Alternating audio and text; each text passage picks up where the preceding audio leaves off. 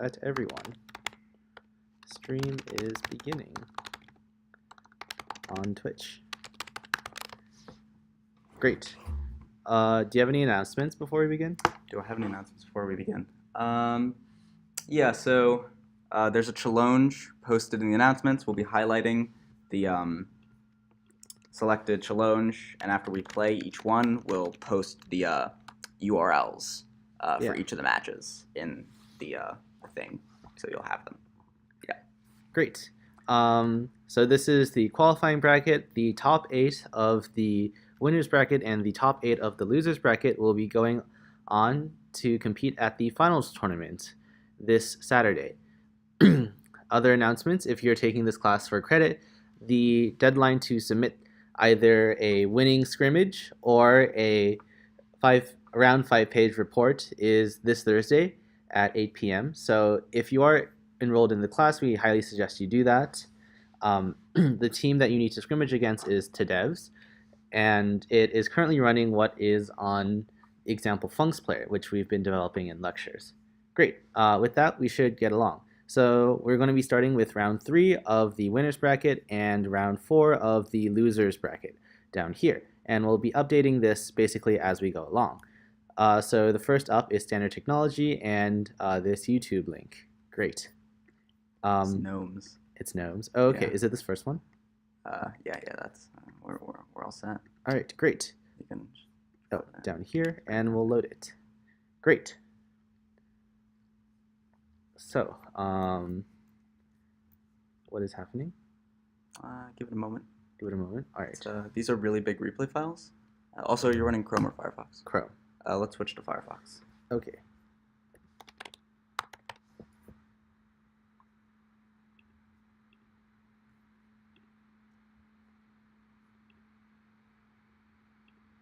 Great.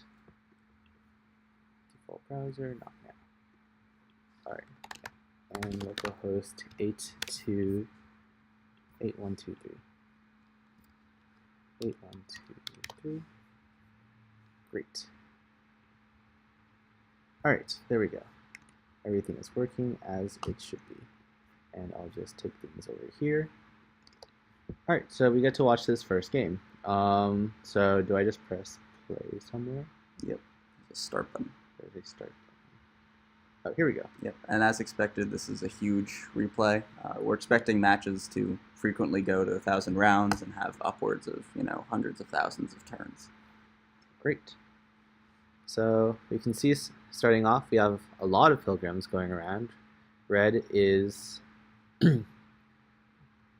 actually having churches being built in the center area, which is pretty nice. It's an interesting looking map. Yeah. Which one's red and which one's blue? Standard Technology is red. Okay, great.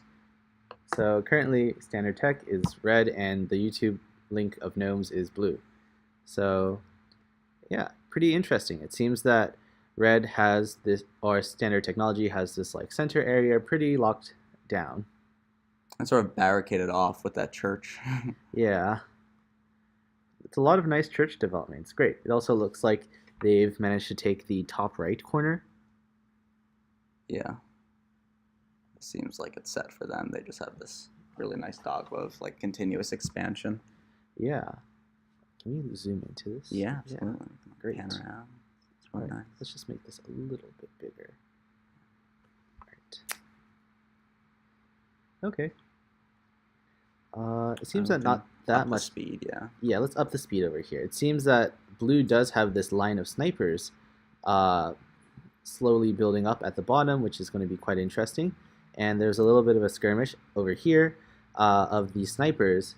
It looks like the snipers are now kind of running around. Or prophets, I'm sorry. And although blue has this very fancy line of prophets at the bottom, red is just winning in overall carbonite production, and therefore it's just producing profits everywhere that it has a church, which is pretty good. And so that line of blue profits is just getting picked off little by little. Let's speed this up a little bit more since it seems like no one's attacking each other. Yeah. I'm sort of surprised that the game lasts a whole 1,000 rounds, but I guess there's really no need for red to attack, since it knows it has the castle advantage and far more health. Yes. It's well defended. I think one mistake that people make about this year's game, and I see it on the Discord a lot, is a lot of people criticize, a lack of diversity and that everybody sort of turtles. But I think turtling is sort of like an all-encompassing term for like these sort of interesting defensive and expansive strategies, right? And I kind of like that this game is a little less micro-focused, but more macro and econ-focused. I don't know, it's just me. Great.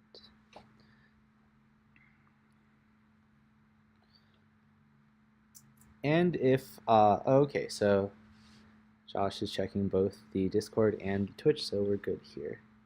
Okay, up the speed, please. Yes, we are trying to do that. And great. It's convenient that the screen blocks exactly where notifications show up. Oh, that's great.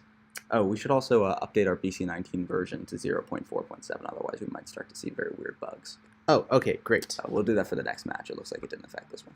All right, excellent.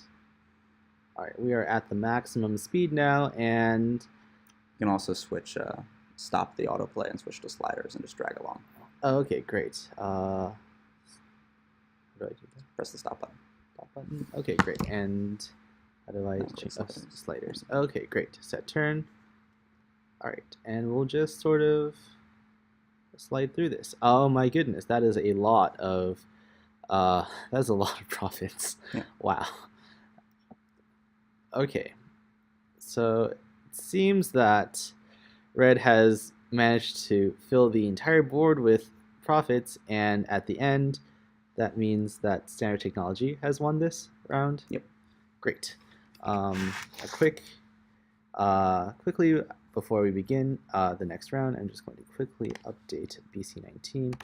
You can actually, it's really nice. You don't have to do anything. You just go back into Clairvoyance. And you can select the BC19 version you want to run with. Oh, okay. Oh, it was already running 0.4.7.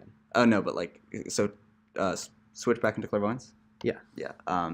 There's a drop down, and you just select your version, and you can switch between versions to play old replays. It's super nice. Great. All right. So then I go back. Oh my goodness. Okay. So. There. Just select the. Oh, I see. Okay. Great. So 0.4.7. Then we just. Okay. So the first round goes to. You gotta press the switch button. The switch button. Okay. Well, after the URL. Yeah. So the first round goes to Standard Technology, and the second round, let's watch this. Oh, great. What the name of the stream? The name of the stream. Yeah. Oh, you have to press edit down there. Oh, I got it. Great. Okay, switch over. So we're going to load 0.4.7 before things are happening. Okay, great. So it installed 0.4.7 for me, and we're just going to start. And so for this one, we'll just start with sliders. So set turn, and we're going to watch, and it seems that we have immediately a lot of sniper profit action by Red in the very center. That's an interesting sort of line going on there. Yeah, that is a very strong line. Great. So it seems that this round is going much quicker, and we'll see what sort of happens at the very end. All right, great. So it seems both of these have a different way of trying to defend themselves. Red with this profit line, and blue, and also this diagonal pattern of Crusaders, and blue more opting to surround themselves with their profits. Great. And so is Red here YouTube? Yep. Okay, great. So that's actually a bit of an upset. We're going to have to go to the tiebreaker. Oh, so no, this is Red is sorry, Standard Technology then. Red was YouTube. There. Oh, okay. Yeah. Oh, I see. Okay, great. And they won on Unit Health. So. All right, and let's watch this last round. And we'll just start with sliders again and move this into the center. Make this larger. Great. So we'll just go through the turns. All right.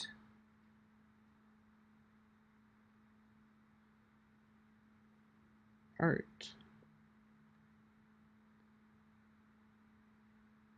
Which one is red and which one is blue? Now it's back to as it was before. So standard tech is red and YouTube is blue. Okay, great. So it seems that over here, in terms of unit health, red has won. Yeah. So standard technology has won this won the total, I guess, like match against YouTube. Sure. So let's verify our winner. Standard technology. Great. And so now we'll be moving on to Battered Cod versus Steam Locomotive. Yep. Great. And are these the new replays already? Nope. I got to do that. Here you go. I'll be proactive with that next time. Okay, great. All right, so let's move on to this new replay configuration. All right, great. All right, so seems that there's not too much carbonate on this board, so we'll maybe just start with autoplay. Great.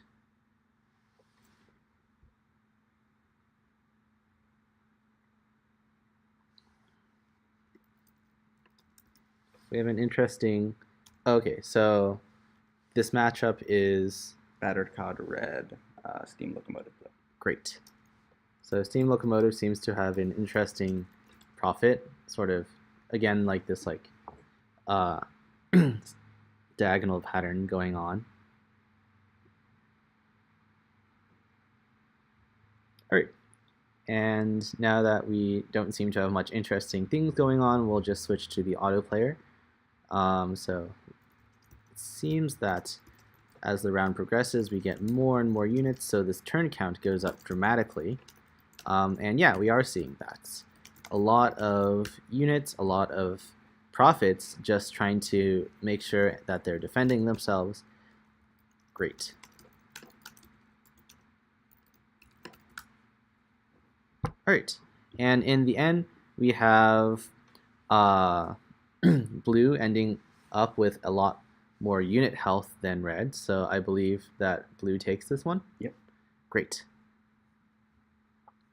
All right, and then the Also, I think they have an additional castle, right? They have an additional castle. Yeah. No, they don't. Never mind. I lied. Okay, yeah, it seems that both teams have castle. retained all of their castles. Yeah. Great. All right, so then we'll just move on straight to the next replay. In this case, the red and blue are switched, so now we're going to have Steam Locomotive as red. Okay, great. And this is a much larger map as well, so we'll see what happens here. And we'll start with the autoplay. Move that up. Great, and it seems that there's a lot more action because there are churches being built near the center. So we actually have a bit of a fight in this center area. Over here, you can sort of see that these were attacking each other for a while. And we have gone back to no action. So let's move back to the sliders and see what goes on. Okay, great. So it seems that blue is pushing itself forward little by little in the middle right area, which is great.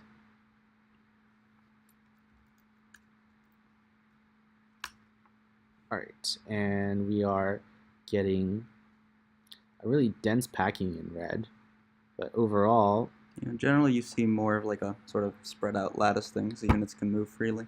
Yeah, so in the end, red ends up winning with overall more unit health. So that's pretty good. Yeah, that means Steam Locomotive is going to move on, right? Yes. Great. All right. We have new replays in the file. Okay, great. So the next matchup is between NPCGW and Overcooked. Yeah. So NPCGW as red and Overcooked as blue. Yep. Great. So let's move this over. And just letting everybody know, if you click on individual, you can click on individual matches in the bracket, and you can see, if you go to the attachments panel, you can see the list of replays. So you can watch them yourself or download them. Okay, has that been updated for the previous ones? Yep. Oh, it has. Not for only for the ones we're streaming. Okay, great. Are we going to upload those later? Yeah, let's do that. Okay, great. Yeah, we'll be uploading basically all of the replays once we have, or once the stream is over.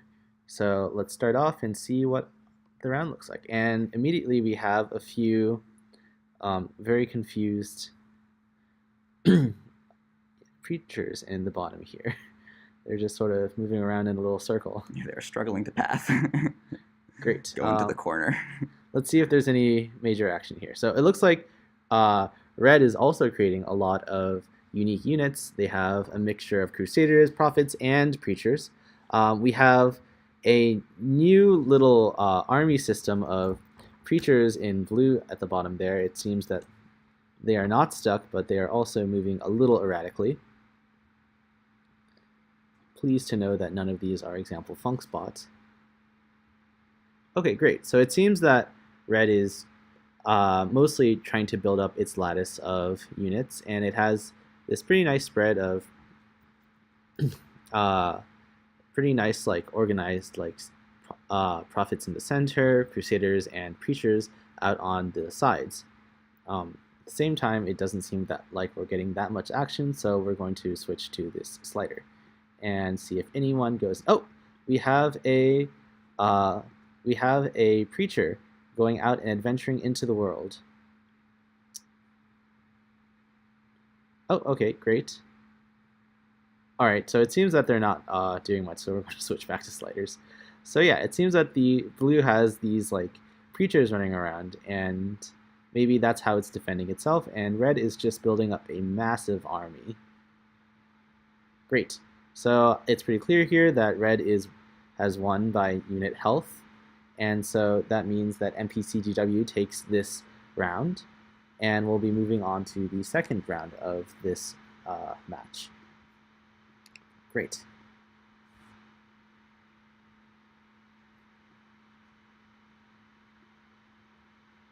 So over here now we have MPCGW as blue and what's the other one? Overcooked as red. So let's start this up, see what we get.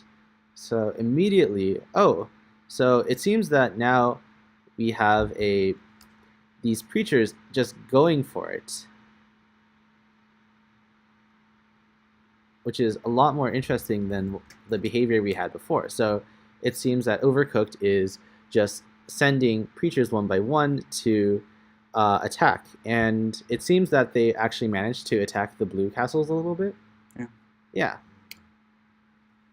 Which is great. It seems that last time their preachers got stuck a little bit on their pathfinding, but now they found their way. And it looks like in the bottom we're also getting the same action of, while MPCGW is mostly sending out units to defend, down here and up there, Overcooked is actually sending units to attack each other.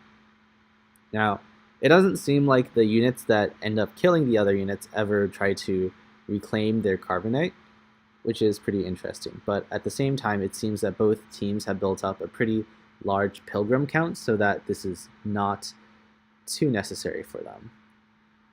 Although blue, with the abundance of units it has, definitely could afford to give back some of its carbonite, or take units out of the front line to return carbonite. Oh, and it looks like, red almost, and Overcooked almost got to that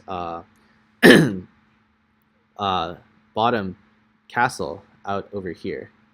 It seems that, okay, great. So it looks like their next. Okay, we're also going to speed this up. I got a little too enthralled by this preacher action. Okay, so at the top there, it seems that MPCGW has built up a pretty solid front. These preachers are getting nowhere. But down here, it seems that these preachers are actually getting pretty close to this castle, and that's why this castle actually took a little bit of health damage. It seems that we're just going to move on in case, just because it doesn't seem like we're going to get that much action out of the rest of the game. Okay, yeah, same old. Red is sending its units out to die in the top line and getting pretty close in the bottom ranks. Oh, but then blue ends up building its defenses down there too. So in the end, it seems that Overcooked is actually able to win by castle health. Castle health isn't a Oh, okay, so it's just tiebreaker. unit health. It's just unit health. Okay, great. So it seems that NPCGW has won with overall unit health. Yep. So over here, NPCGW advances to the next round. Great. And then are these new? I lost my place. New. Okay. Oops. Great. That's all right. So over here, what we had is Overcooked winning against, or NPCGW winning against Overcooked, and also the next round will be Panda Lovers versus Baby Ducks. Yep. All right, great, and now we have them. All right. Great. Load. All right. This map we have a pretty close. Just from the start, we have pretty close castle lining, so maybe we'll get a lot more interesting action at the beginning. Also, lots of resources. Yes, a lot of resources. I'm really liking the games I'm seeing. I think we're seeing a nice mix-up of unit types, which I appreciate. Mm-hmm. Also, teams. There's this thing that teams were doing in like the seeding and sprint tournaments, where they just move units that didn't need to be moved, and I think we're seeing a lot less of that, which is good. It's just tightening of their code. Yeah. Although there's a noticeable difference here with Panda Lovers at the top actually building churches where they have mineral deposits, and Baby Ducks having this pilgrim sort of just go back and forth. We're going to speed this up just in case. Okay, we're getting a little bit of action here. It seems that these pilgrims are dying because red has actually built up a considerable defense around this church in the middle left. And over here we also see the same thing where blue is trying to like send out its prophets to do something, but it's just getting tackled by this line of red prophets. Great. We'll see if this advances any further with the sliders. Great. Oh, and it looks like red is advancing on to the enemy, onto Baby Ducks, just by the sheer number of profit it has. Yeah, it's just advancing its wall. Yeah, the wall is advancing.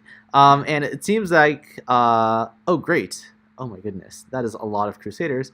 At the end, we have blue only having one castle left, and this pilgrim, for some reason, always going over to these. But red wins, so Panda Lovers, wins by unit health and by number of castles. Yes. So here is the next round.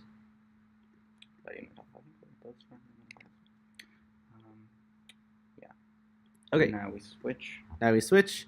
This is a little bit less resource heavy, but still it seems that we might get some interesting things going on because there are these very close resources in the middle. So let's set the speed a little bit higher and begin. So now Panda Lovers is blue, and they've immediately built up this base right in the center. That's ballsy. It is very ballsy, but it worked. They don't have many choices. Either they like scout all the way down here, or they like go to the center. And it seems like these churches are doing their like thing of like building up building basically like resource stores, and that's great. Over here, what we have is it seems that Panda Lovers has built up a considerable defense in the center, so we're going to speed this up a little bit to see if there's any action. Yeah, it seems that Baby Ducks is building up little armies, which is really cool. Like building up little like teams of units before sending them out, which is great. Unfortunately, they've given blue Panda Lovers enough time to just build up these walls in the process. Great. And it seems that we're actually going to see castle elimination. Wow. Is this our first game with castle elimination? Yeah, it is. Amazing. That's exciting. Okay, great. So it seems that in the end, Panda Lovers wins both rounds, so they also win this matchup against Baby Ducks. Those are two adorable names, though. Yeah. Okay, great. I'll update so Panda Lovers. Okay, great. So the next, matchup is Flying Sova Monster as red and Wololo as blue. Okay, great. And it's down here? Yep. Okay, great. Configuration. Okay, like the second, not the top three, right? Yeah. Okay, this one. Great. All right, so this is a pretty large map. Also, slightly sparse resources, and pretty far apart. So we'll see what happens over here. So Flying Sova Monster is red, and wow, its pilgrims are going to the center. Okay, that's pretty interesting. But it seems that both teams have managed to build up churches around their resource depots, which is pretty cool. I'm still very confused as to why these pilgrims are venturing their way out to the center, but it seems that they haven't died yet, so this is a fine strategy to take. All right. Okay. Yeah. Great. It seems that there is a little bit of action on both sides. It seems that we have damaged units on both sides of this battle. Okay.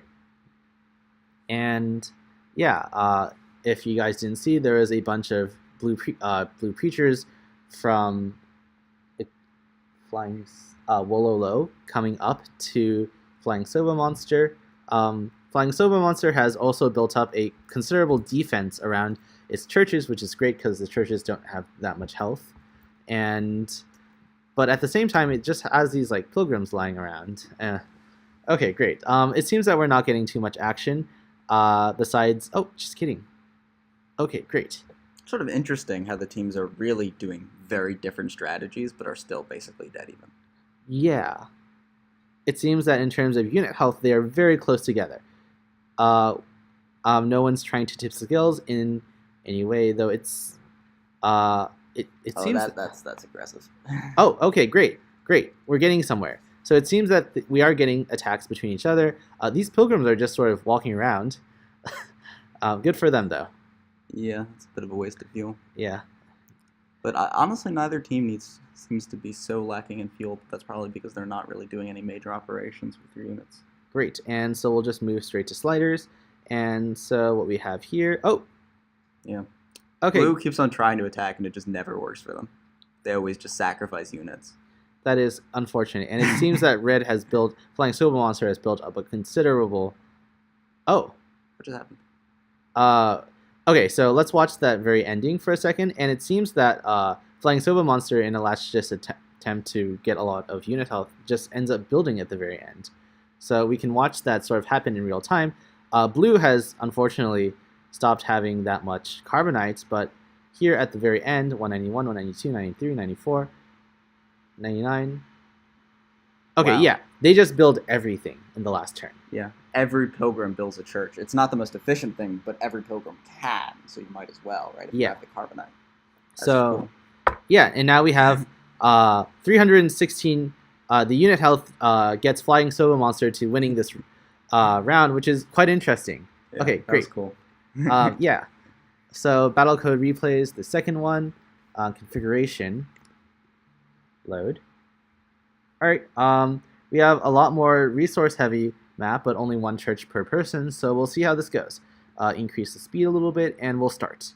Oh, and quite immediately, Red takes the chance to build up. Oh, both teams have taken up the chance to build churches along the way, but it seems I saw Red just shoot up to this like top carbonite and fuel deposit. Oh, and Red has taken actually a more aggressive carbonite deposit over here, which is quite interesting. Also, huh? It's a really cool looking map. Yeah. It's unfortunate that nothing's There's no resources there. I was gonna say. Yeah, it'd be really cool if they were trying to fight over in this central area. Yeah. Well, we saw something very similar in one of the earlier ones, right? Yeah. Okay. It seems that I'm sorry, Wololo actually won a small skirmish in the top right over here. Red is Wololo and blue is Flying Silver Monster for right now. We're going to increase the speed even further because it seems that we're getting quite interesting moves by Wololo, and we're all for that. Oh, and these Crusaders have started moving. It seems that they actually took out a Oh, yeah, that worked. Yeah, it seems that push actually worked. We'll see if Wololo is actually going to take the advantage and take these other 2 resource depots, but it seems like nothing's happening on that front. It seems that they're just sort of building up for their next big attack. So we're just going to start sliding. So to all the naysayers who say there's no advantage in attacking, like on the one hand, sure, in the last game it didn't, but it really didn't put them very far behind, maybe marginally behind, and here it put them hugely ahead. So it might be worth that reward. Yeah, it also seems that just because these like resource depots are more farther apart, like you can attack like individual clusters much more easily, much easier than in previous rounds. We're just going to start moving the slider because nothing's happening. Yeah. Okay, great.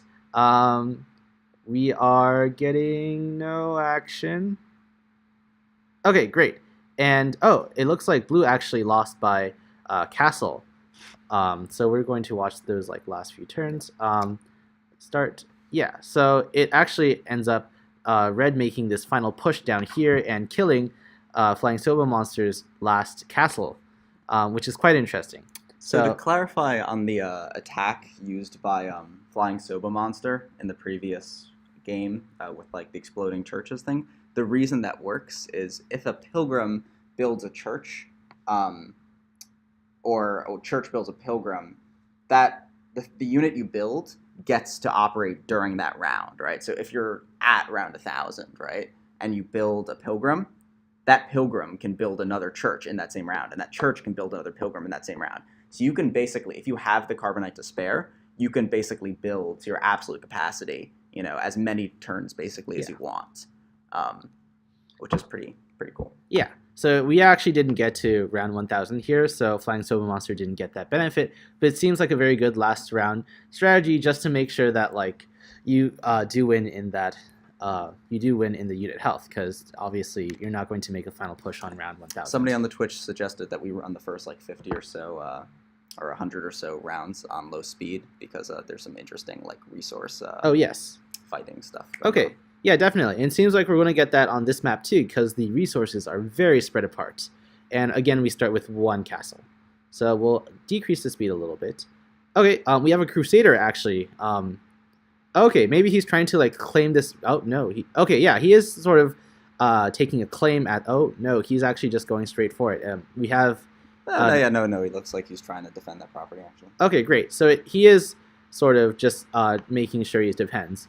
Flying Soba Monster has taken just a much more ballsy, take all your pilgrims out and just sort of have at the resources. Yeah, I think that the benefit of sending Crusaders first to claim resources is, if you're just immediately spamming pilgrims, you're really susceptible to an early rush, right? And yes. The other strategy is not. Okay. Yeah. So even so it seems that Flying Soba Monster has ended up building more churches, but it won't be winning these central resource depots, and it's maybe this church over here might be producing a new pilgrim. We'll maybe see this. Okay.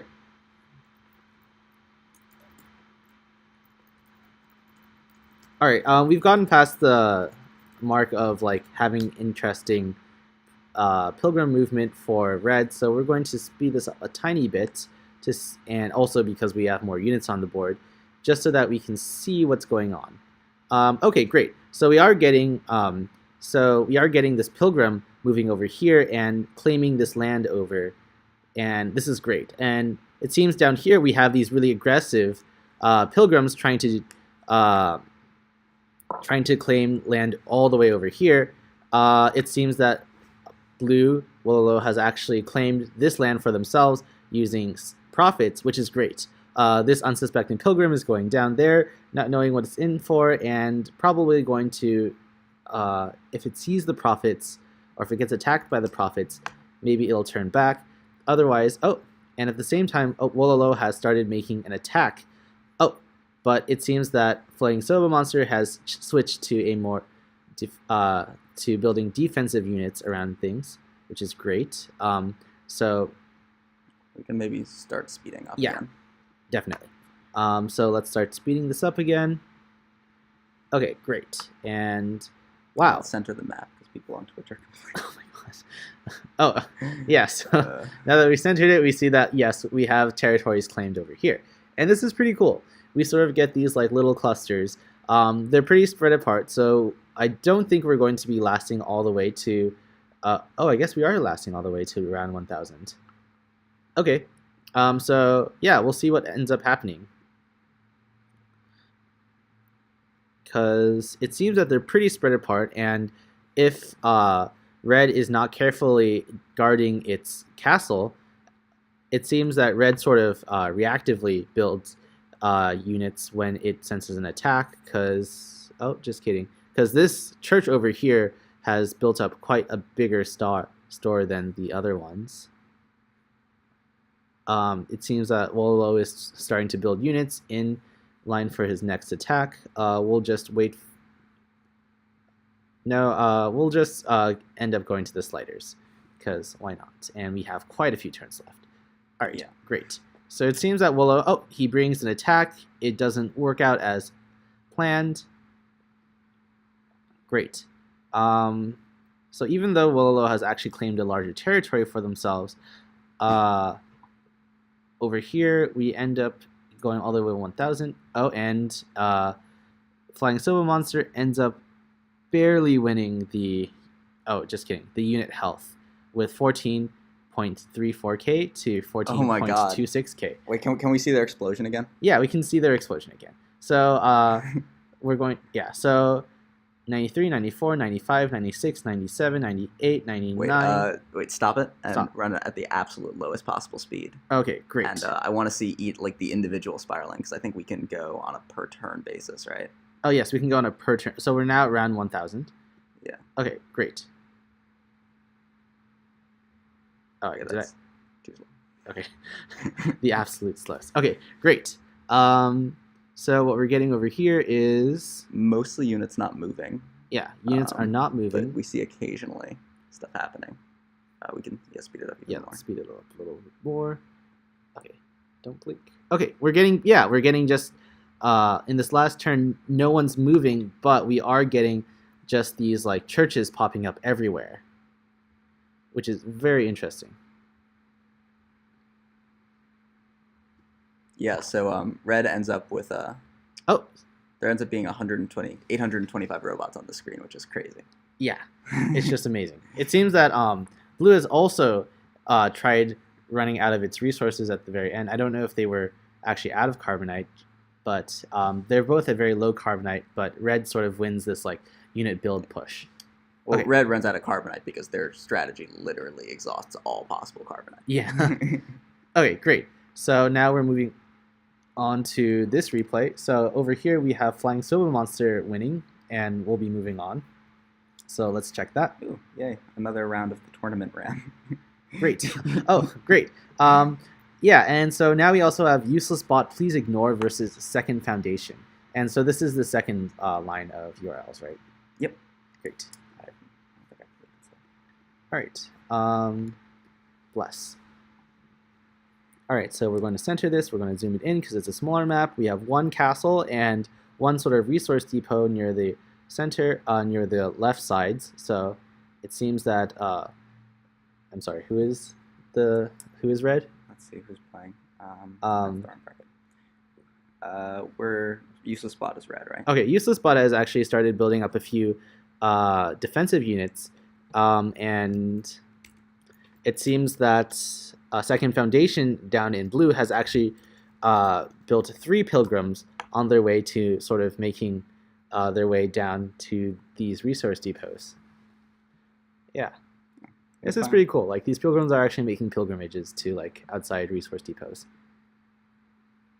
All right. Now that we have all of our interesting pilgrims, we have churches both sides. It seems that blue is able to get their units out faster, so they are attacking a little bit more aggressively. But red catches up. They have their profits coming out.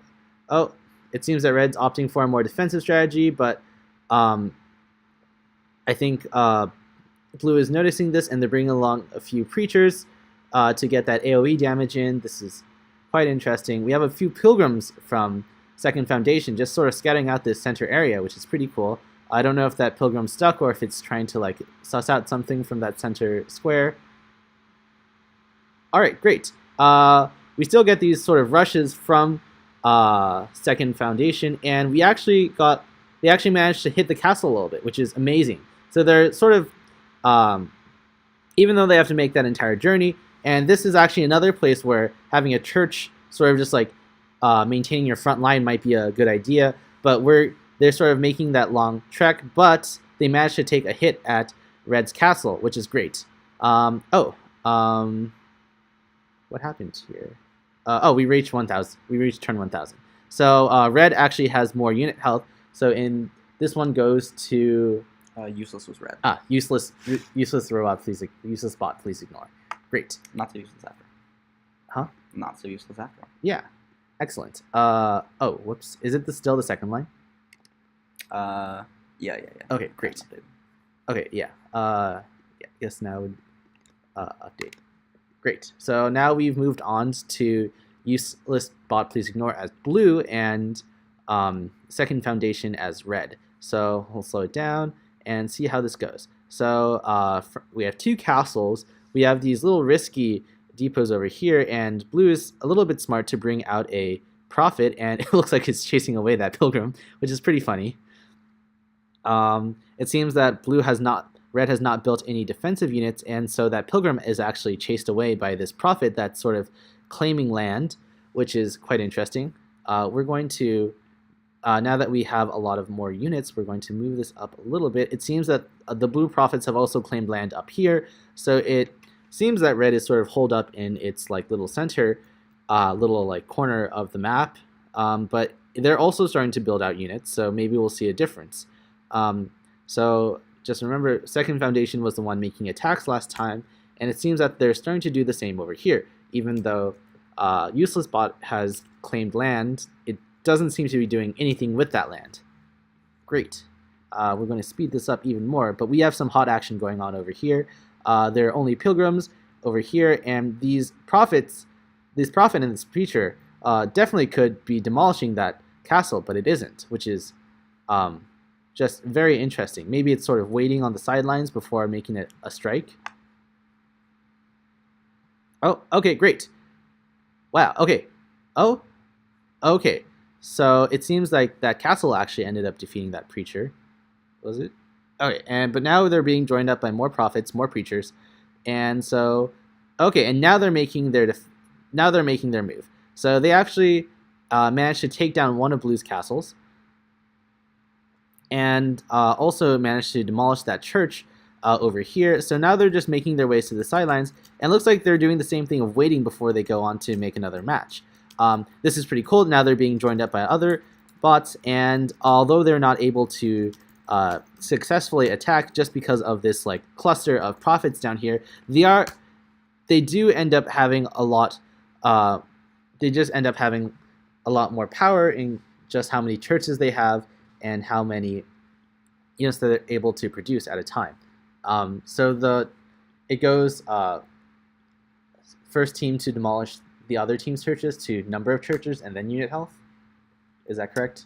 Yeah, it's total. It's basically just number of castles then unit health. Okay, great. So over here we sort of blinked and missed it, but we actually ended up having a push from both sides of second foundation to kill useless bot's last castle, and so second foundation ends up winning this, and we'll be going to the tiebreaker for this round. And so it's this top one now. Yep. Okay, great. Oh, bless, I am plugged in. That would be catastrophic if it wasn't. All right, great. We have a much smaller map, smaller resource depot, smaller number of resource depots, one down here, and that's pretty much it. We did see that useless bot does have a habit of trying to claim land. Yes, useless bot did try to claim land in that last round, so we'll see. Neither of them they're just going at it with their pilgrims, which is quite interesting, and this other pilgrim is just sort of like scouting out over here, which is very nice. So it's able to see these pilgrims both go straight for the carbonite, and they're probably going to build their churches. Oh, this one's trying to get over and claim that land, but I don't think it's going to be winning. It also seems to be stuck. Okay, well, okay, and it gets chased away by a crusader. It dies to a crusader. Strangely enough, Second Foundation is not building a church down here. Instead, it's just sort of having this pilgrim ferry things back and forth. But it seems like it's collecting both fuel and carbonite before going on. Second Foundation is starting to make its first attacks. This church is heavily protected, but it seems that they're not going for that church at all. Instead, just going straight for the castle. This pilgrim is still just doing its own ferry thing going on. It seems that in terms of carbonite production, great. It seems in terms of carbonite, yeah, they're both spending all the carbonite they have. I don't know if these units are actually... Okay, so they're not carrying any carbonite on them, so they might be coming back with it. I haven't actually noticed if any team has actually had their non-pilgrim units try to give back their carbonite. We're going to speed this up a little bit more, but we do see that ends at around 495, which spells doom for one of these teams at least in terms... Oh, okay, great. So it seems that Useless Bot is building a circle of profits, which I think is really cute. And now that it has this perimeter, it's sort of just going at it with its own profits and just dive bombing the enemy castles, and it's doing a great job. So in the end, what we have here is Useless Bot Please Ignore does win, and Second Foundation loses their castle. So the ending of this matchup is that Useless Bot Please Ignore does win. Alright, great. So now we get to Big Red Battlecode and Citric Sky. So beginning with Big Red Battlecode as red and Citric Sky as blue. Great. And give this a minute to load. We are going all the way to around 1000 for this. So we're going to move to the slider basically very soon. We have 2 castles, and we're going to slow this down. Okay, so it seems that Big Red Battlecode actually does produce a preacher at the very beginning, and otherwise it seems that neither team has built a church yet, but one of them may be close to. Okay, yes, so Citric Sky has built a church in this bottom, in this central right resource deposit, and we're going to wait for... Okay, unfortunately, it seems that Big Red Battlecode is not building a church on that tile. Although Citric Sky is also making these expansive movements to building churches on these... Okay, yeah, it made a church in what would be considered red's part of the map. Okay, okay, so a church has been built down here, which is great. They're sort of just scouting out the central area with their pilgrims. This pilgrim is sort of doing a dance over here. We're going to move this a little bit faster so that we can see more action. But this church is dangerously close to this castle. They're almost within... Yeah, they're in visibility. So that pilgrim can definitely see all the danger. Okay, and these 2 pilgrims seem to be doing a little happy dance. Look at them. They're enjoying each other. But we'll move this on a little bit. It seems that the profits are coming along, so that blue pilgrim's just shying away. This top area's church has actually been demolished, unfortunately, because of this advancing line of profits. That is quite interesting. Back in the Citric Sky castle lands, they do have a quite formidable defense. It seems that Big Red Battlecode is going on the offense with a lot of profits, which is great. It seems that they actually were able to capture or actually destroy one of the Citric Sky churches, even though that they are not trying to build a church over here anymore. I don't know if this profit line is going to be successful against basically this massive lattice of profits going down here, and also that they're sort of just moving through this choke point, and I wonder if that's affecting how their movement code is acting up.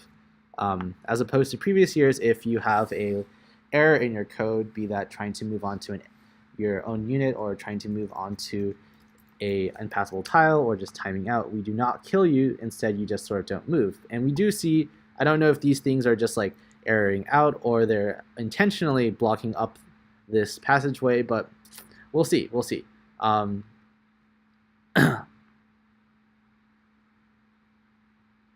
Yeah, Big Red is making this very interesting like conga line of profits.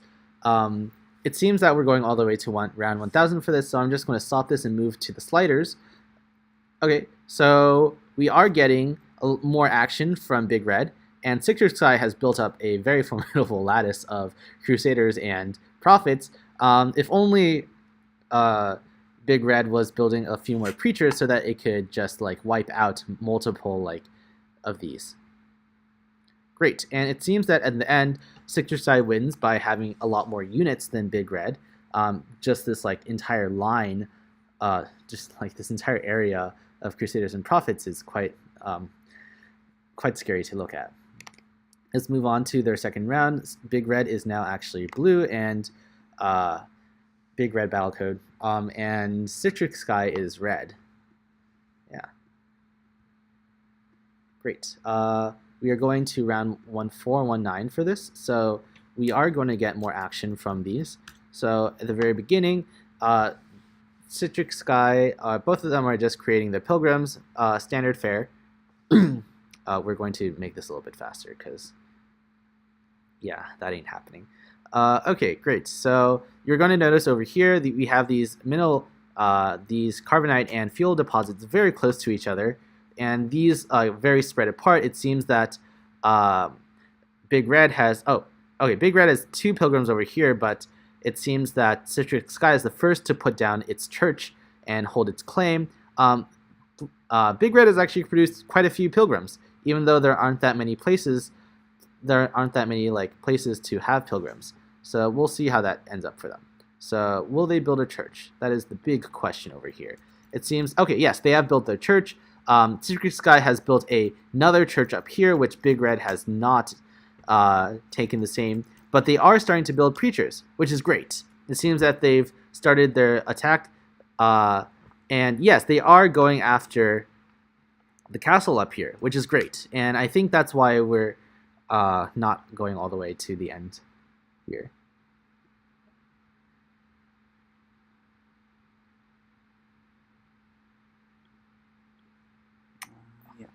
I'm sorry, I zoned out a bit.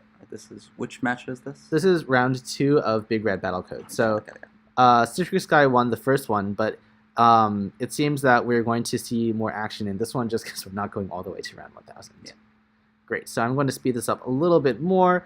Citrix Sky has built up the same sort of profit. Okay, so it lost a... we just saw Big Red actually take this castle over here, and these pilgrims are sort of scurrying back over here to this church, which, yeah, they're spooked for their life. But now Big Red is going after this like cluster over here, and they're actually doing a pretty good job. Citrix Sky has lost 1 castle, so they're going to be down on production. And it seems that they're making no attempts to reclaim this land over here. At the same time, though, it seems that, yeah, we are. This pilgrim is moving on to a very strange tile. But this pilgrim has actually built another church in this area. They have not built a church in this area, which would be a great way. But it seems that in the end, we sort of had these prophets snipe out the castle before these other prophets could realize what they were doing. So yeah, this prophet actually could not see this line of this prophet could, but basically we had this castle die, sniped by our prophets. So in this one, Big Red actually won. So now we're moving on to the tiebreaker. Big Red is now red again, and Citrix Sky is blue. Great. We have a very sparse map, very open space, but not many places to put churches down. So let's begin. I wonder if they'll realize this. Great. Okay, so the churches, the castles are actually fairly close to each other. So if Big Red is able to make a move in this like starting, yeah, it is a very like interesting map. We have like 0 barriers, so like anyone can pathfind. They're so close to each other. Like, what is their range on these units? Yeah, it's like almost in their neighborhood. Yeah, I feel like Big Red seems to have the strategy of like waiting until it's built up a considerable army. Can that pilgrim see the enemy castle? No, unfortunately not. But they should know each other.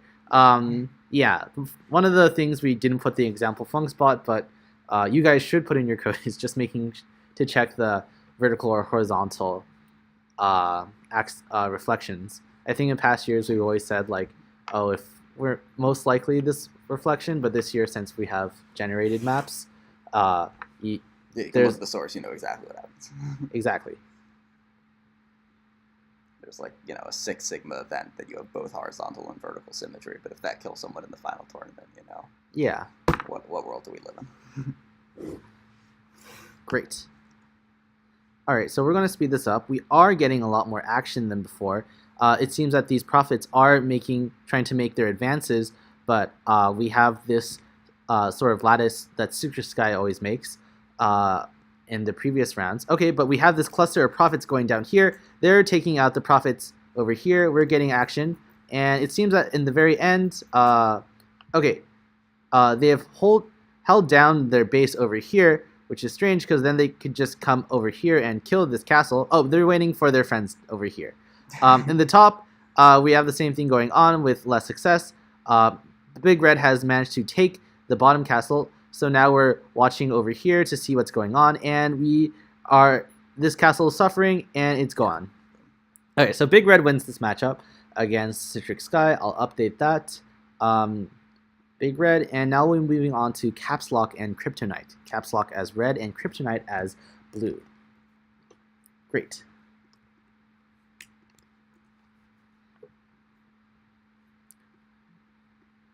All right. Should I be speeding up these matches? Yeah, maybe. Okay, great. We'll start at a much faster pace now that we've seen a few pretty interesting gameplays. This is going to round 1000, so we'll see how this goes. At the very beginning, we sort of see blue has actually managed to build a church right in the center, actually sort of like impinging on what would be considered red's territory. This church is actually very cool with the fact that it has like these red pilgrims around it. Oh, but it has this prophet come over. Oh, and a preacher to snipe everything. We're going to speed this up. Great. So we sort of have this like cluster. Red has actually managed to build a church up here, over here. Red is not building a church over here, but it is being much more aggressive in terms of where it's trying to send its pilgrims. Even though blue has really claimed this like central area for itself, it's not really expanding out of that. Red has built 2 churches, and is probably off to make a second. These pilgrims seem to be frozen in place, which is quite interesting. We're speeding this up even further.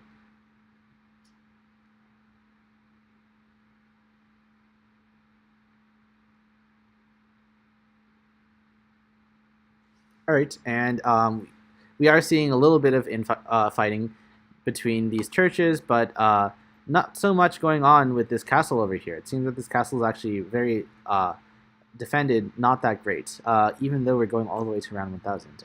We're going to move the sliders and see how this ends up going. So we have, okay, so we have, oh, red is actually taking damage from its castles. Oh, red actually gets to 1/2 of its health, but doesn't seem to be able to kill it all the way. Fortunately for blue, it actually ends up having a lot more unit health than red, so it ends up winning the game. So I believe that was, it was Kryptonite. So Kryptonite took that round, and we'll be moving on to Kryptonite being blue and Caps Lock being red. Great. All right, so let's move on. Another very large map, 2 castles. No resources in the center, though, so we'll see how this goes. All right, so again, Caps Lock is very aggressive, much more aggressive in terms of like going far out to like get its carbonite. It builds a church, which is great.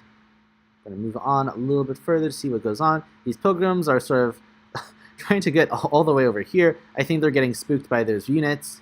Yeah, those pilgrims are just sort of like frozen in place, which is unfortunately like just like easy pickings for Kryptonite if it realizes that these pilgrims are just sort of like watching them.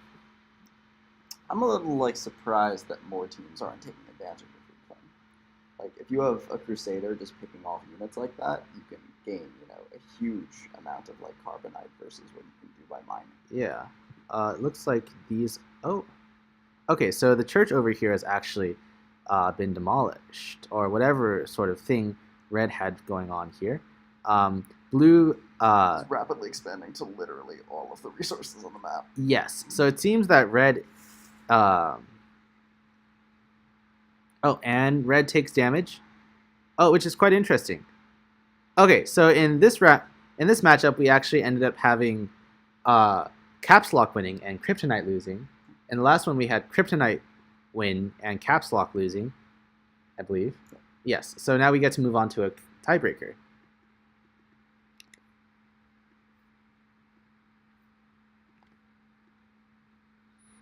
All right, great. So again, very risky behavior in the center. One castle per team. All right, so Caps Lock is red and Kryptonite is blue. Kryptonite ends up getting that church in the center. Again, it's actually very chill with the fact that we have these like red pilgrims right next to it. But it seems like it has this prophet that's not doing anything. Another prophet. There are pilgrims right next to it, but I guess it's like sharing is caring. Great. Red is Caps Lock is more aggressive in where it's building its churches.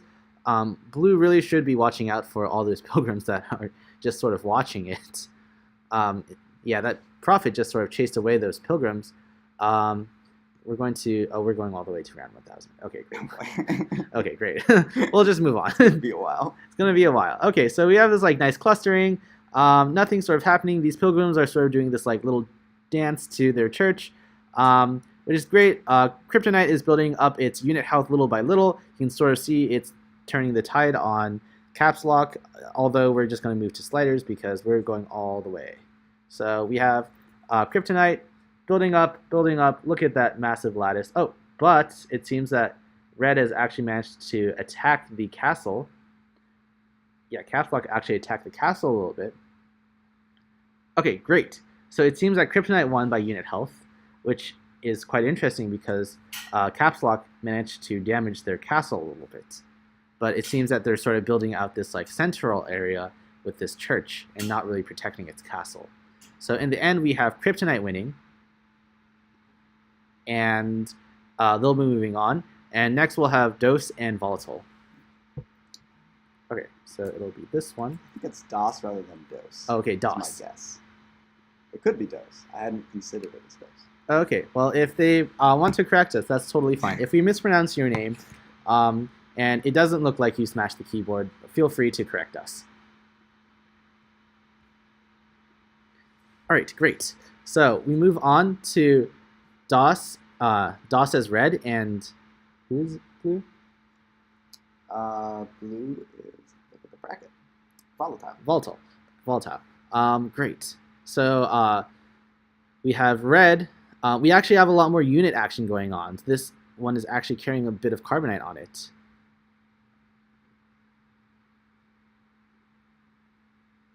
Okay. Wow. Volatile is actually losing health, castle health, which is unfortunate. It actually lost a castle down here due to this army of preachers. And it seems that it's continuing on with this attack of preachers. Wow. And they've actually managed to... they're actually going to manage to take out Volatile in 112 turns, just shy of 100, which is great. Like, you've managed to kill off everything in a tenth of what some other games. Yeah, thank you. Great. So we'll be moving on. So red won the first one. So now we'll be moving on. Volatile is red, and Dose is blue. Much larger map. But we'll see what goes on, and we're only going to round 172. So, okay, so it seems, oh my goodness, red just starts off with Volatile starts off with a rush against blue, and manages to kill off a castle, which is really scary. We did see both teams trying to build enemy units. We'll see if this swings around for them. This is really interesting, and yeah, it seems that Volatile is actually getting the upper hand here and just demolishing things now that it has been able to destroy basically half of Blue's production. And we're going to speed this up. 132. Okay, we'll see if they turn the tide. Okay, and they actually do. Dose is actually able to kill Volatile, even though it loses a castle early on. So we end up having dos going on, and we'll move. Well, that was very quick. I caught my part. Yeah, no problem. So next off, we have Codal in red, and Grill Dads as blue. And wow, that is a cool name, both of them. Great. Are there any questions in the Twitch chat? So we finished running the tournament. Well, we nearly finished running the tournament. There's one match remaining in the tournament, and it is at round 779, which is exciting. Okay. Is Twitch saying anything though? I don't think so. Okay, great. Somebody said we mispronounced NPCGW. Well, it's supposed to be NP. Could go wrong. Oh. So I resigned. Okay. Yeah. Apologies. We'll correct that in the future. Right now, Coddle and Grill Dads, if either of you are watching and I'm butchering your name, please let me know. So we're going all the way to round 1000, so we'll just sort of get into this. Oh, but we do have an early round Preacher. Oh my goodness. Yeah, we had a very early round Preacher Rush from Coddle that actually ended up taking out half of this castle's health. And it actually builds a church right next to its castle, which is really cool, but I don't know how that pans out for them. So we're going to up the speed a little bit because we have a small... Oh my goodness. We have a lot of Crusaders from Grill Dads just sort of running their way into the Red Prophets and not doing much. I hope those Red Prophets are trying to claim back all of that Carbonite that their sort of blue is just throwing at them. It has a bunch of Preachers now. Yeah. Another unfortunate thing over here is that Grill Dad should notice is that you're moving one by one. Although that's fine, it doesn't work very well against Preachers because Preachers are able to just pick you off at that distance. If you're able to just like sort of rush into Prophet's range, then the Prophet is pretty defenseless against you. It's basically a sitting duck. We're going to move this even faster. Okay, so small map, so we end up actually running through the rounds pretty fast. Coddle has built up a pretty solid defense of a mixture of Preachers and Prophets, and Grill Dads is this like stream of Crusaders is actually pretty funny. And at the very end, it seems that Coddle has won by unit health. So moving on to the second round, where Grill Dads is red and Coddle is blue. Great. Okay, and again, a very small, another small map, not that many resources. We'll see if either of them tries the early game rush that they tried at the beginning last time. Okay, well, that Pilgrim just died. Quite unfortunate.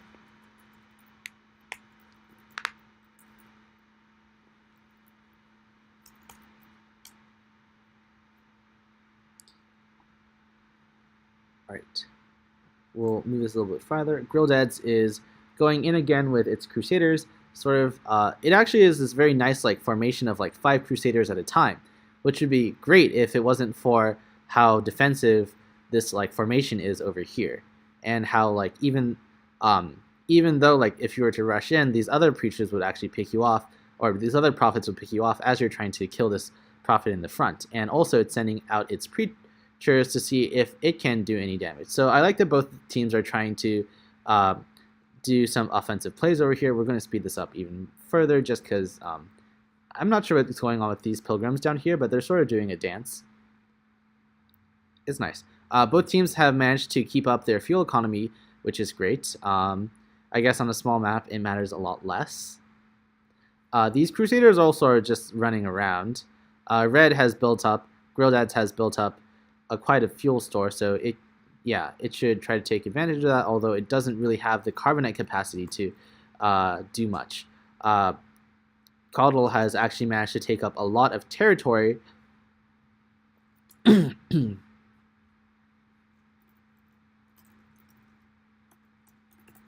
All right, and in the end, what we have is Coddle winning by unit health. So I believe both games were won by Coddle. So that makes them the winner of this one. Excellent. Okay. Great. Is that correct? I trust you. Okay. If anyone, so if anyone like wants to point out like a severe issue like going on with the tournament, I'm 273 on Discord, so like I'll get the notification if you like do it. It won't show up on stream just because we've conveniently blocked it, but I will still see it. Okay, so moving on, we'll be moving to Smite and Red Washing Machine.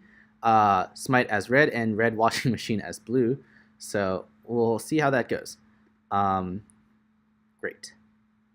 Okay, so we have a new map. One castle per team, but we have a lot of like resources. We're going to turn 1,000, so it seems that both teams will have a solid enough defense or are not really attacking. It seems that red has actually managed to put a profit out here, so it's sort of like laying its claim on the land, built a church. Blue has not built any churches. Red Washing Machine, oh, it has built a church down here, which is great.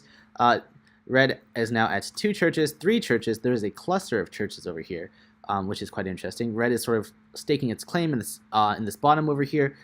We're going to speed this up even further. Red is moving on with its prophets and preachers.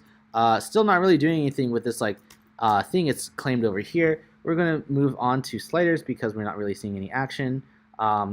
Great. So okay, so blue actually has killed that one prophet that was sort of trying to lay its claim. It's actually moving its way into the red territory, which is really cool. If it weren't for how many units red has built, this might be a really solid play. Great. And it seems that... Okay, so again, over here, you'll notice that red has a little bit of a church explosion on the last turn, and also has just spent the entire game building up this like massive lattice of Crusaders, so they take the game with more unit health. That was Smite, so good for you, Smite. Smite is now red. Smite is now blue in the next game, and Red Washing Machine is red. So the correct colors. We get this really spicy resource deposit right in the very center. We'll see how these teams do with that.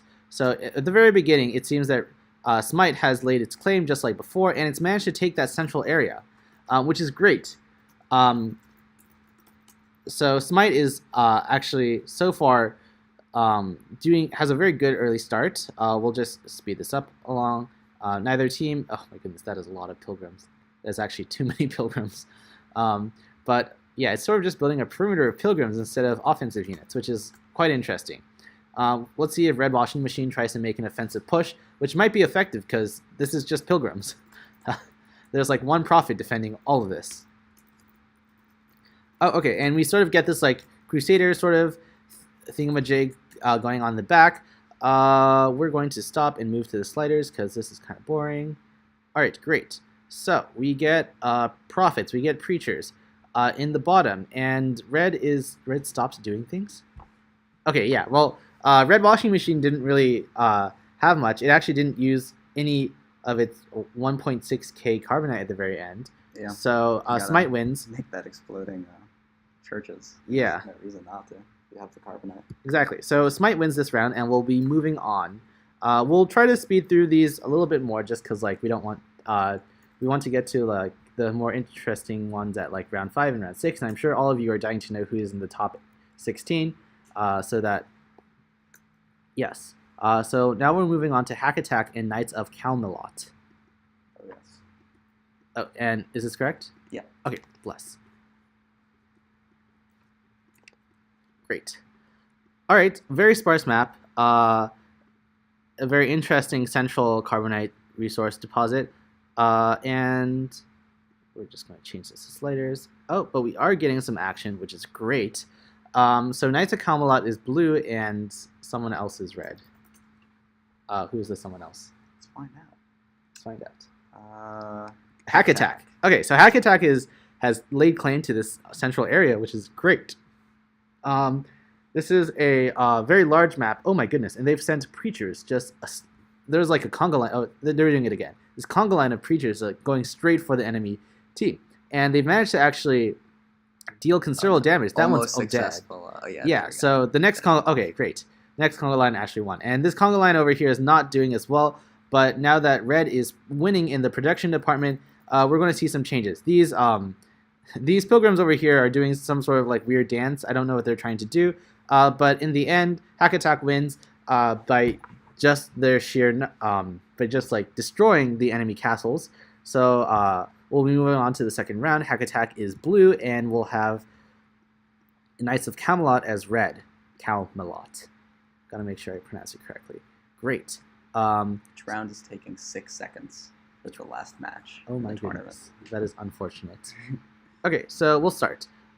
This one does go to round 1000, so I don't think their attacks are going to be as successful, or we might see a different sort of play. So in the bottom over here, Hack Attack has actually gotten the resource deposits, but Knights of Camelot took the top.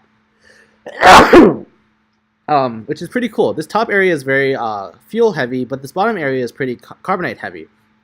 And we're sort of seeing that issue happening where red is winning in the fuel department and blue is struggling to sort of keep up its fuel capacity, and at the same time blue is just amassing a gigantic amount of carbonite. Unfortunately, it doesn't seem it can do much with it. Okay, we'll speed this up. And let's check out the sliders. Oh my goodness, that is a lot. Okay, great. So it seems that blue is still suffering in the fuel department. Oh, and red has actually made a push. Great. To reclaim that central land. Great. Or not really reclaim, but claim that central land. And blue is sort of forced into its respective 2 corners. We're going to stop and move on to sliders and sort of see if anything interesting goes on. So it seems that unfortunately we don't have Knights of Camelot doing anything offensive, so which is why we're going all the way. Oh, just kidding. It attacked blue a tiny bit.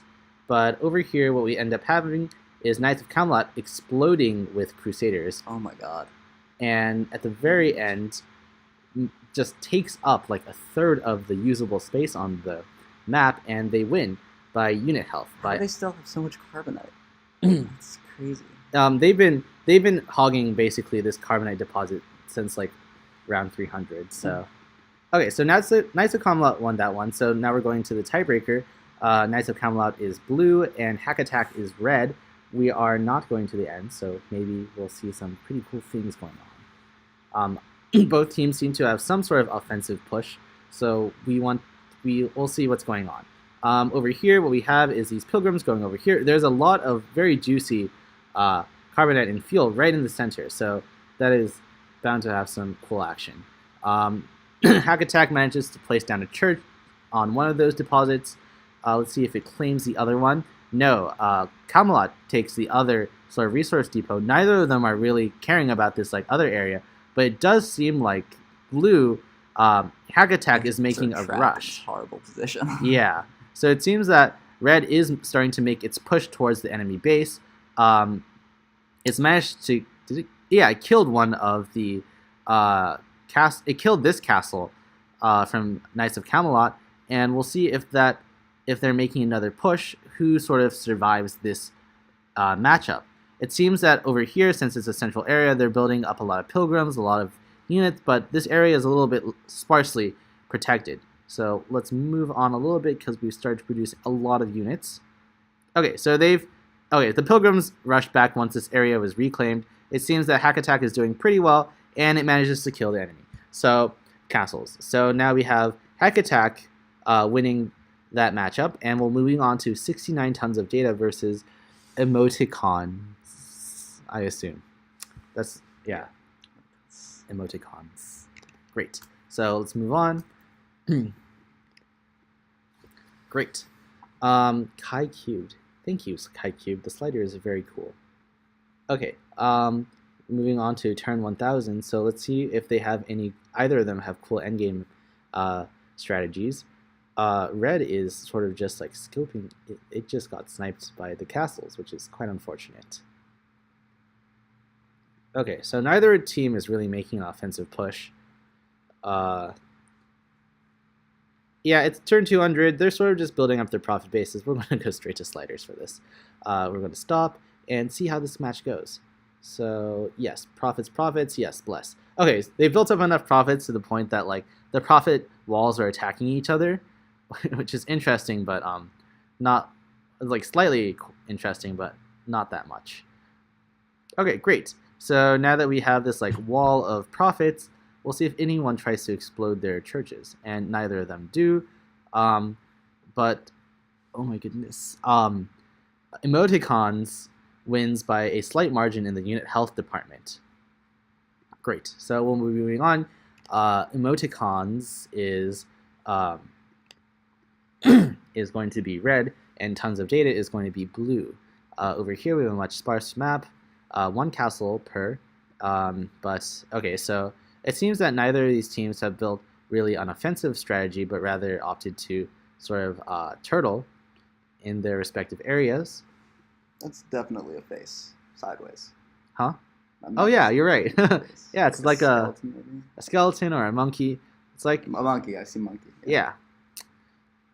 Yeah, these are basically like those Rosark ink blot patterns. Let us know how you feel about this map.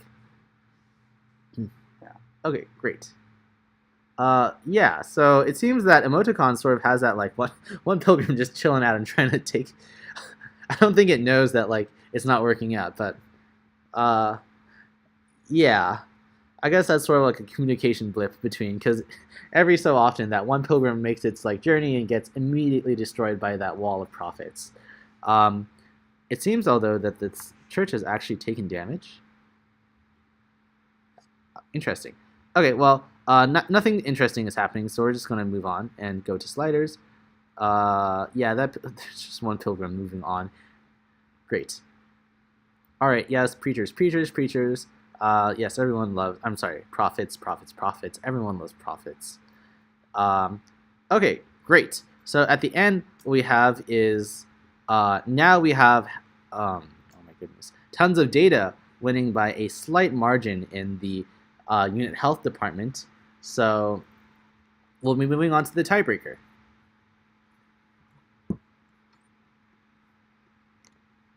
Great. So now that we're on to the tiebreaker, we have a lot more resources. Maybe we'll see a lot more interesting plays by both teams. So, oh, and we'll center this, zoom in.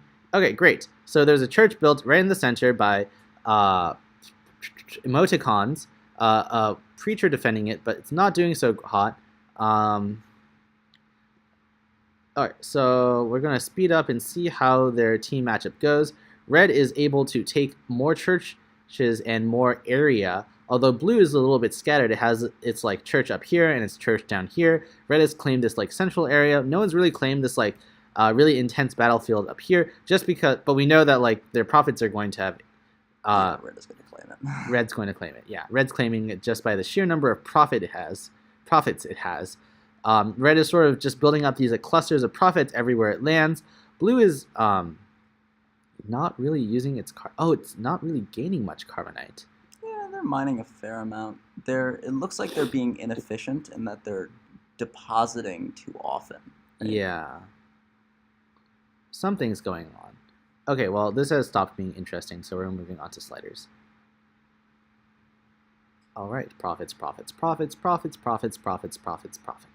right, so tons of data has won this matchup. Just this sheer number of profits surrounding everything. So over here, what we have is tons of data goes on to the next round, and emoticons will be moving into this round 4, and they still have a chance to be in the tournament like everyone else. So Team Barcode now versus Blue. Blue is conveniently blue, and Team Barcode is red. All right. How do you feel about this map? I feel like this elicits some sort of feeling. Kind of feels like a turtle. Anyways, we have a very large map. Yeah, large map, one castle. A bomb, maybe. Maybe. Okay, so it seems that So it seems that blue has actually made an offensive attack. Actually took out a fifth of red's. Oh, and it's going for it even more. We're getting some really interesting things. It seems like the attacks have happened so quickly that neither of them have really claimed that much like resource territory with their pilgrims and churches. Really, blue's just going at it. Yeah, blue is just going at it and sending their prophets, their preachers, everything. And that's what ends up helping them win in this matchup. So blue wins. So blue is going to be red, and barcode is going to be blue. I'm going to say blue for the team named blue so that I'm not too confused. I'm gonna mess up, but that's all right. Sorry, that's not sorry. So we'll start. So blue again is rushing right from the very start. Blue has actually lost a little bit of health because it seems that barcode is doing a similar strategy of like moving its units up. So blue is actually barcode has lost a little bit of health now as well, and blue has lost a teeny bit. Unfortunately, we are going all the way to round 1000. So barcode has built up a line of prophets, which I think is fantastic. It's different from the lattices that we've seen in the past, but now we're just sort of getting this like choke of prophets, sort of just like choking this like one altitude on the map. All right, and we're moving on to sliders. Great. Yes, cool, very cool. All right, so in the end, barcode wins by the sheer number of prophets that it's created. So we're moving on. Blue is now back to blue in the tiebreaker, and barcode is red. All right, so what we have here, very interesting, not too much on this map.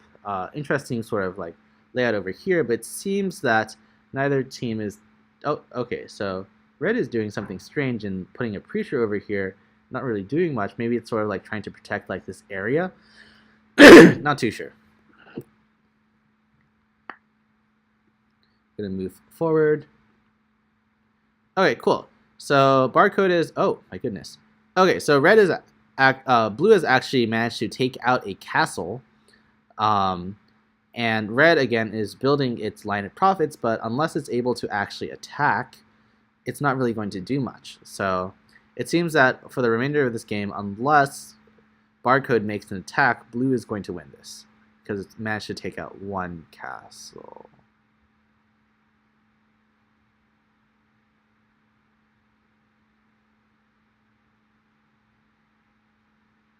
I'm very confused, actually. Where are the castles? Where's blue's second castle? Oh, no, it's not managed to take out any castles. I'm sorry. It's just taken out quite a bit of health. So it seems that barcode is... if it continues this way, barcode is going to win. Apologies. So we're just going to move on. Yes, massive wall. Massive wall. Okay, great. And Team Barcode takes the tiebreaker, which means that they will be moving on. And now we'll be moving on to Chicken and Team 3. Do you have Chicken? Yeah, give me a sec, sorry. Okay, no problem. Yeah. I guess I'll take this time to answer any questions on Discord. Yes. There we go. Okay, just kidding. We have the replays. So now we have Chicken as red and Team 3 as blue. All right, great. Configuration. Oh, whoops. All right, so a different sort of turtle pattern, but still. Okay, so we'll start. Right from the get-go, there's a lot of units, so we're just going to speed this up. Right from the get-go, we have a church built by Chicken, 2 churches built by Chicken, 3 churches built by Chicken. Very great. Chicken sort of being a little bit more aggressive in where it's going.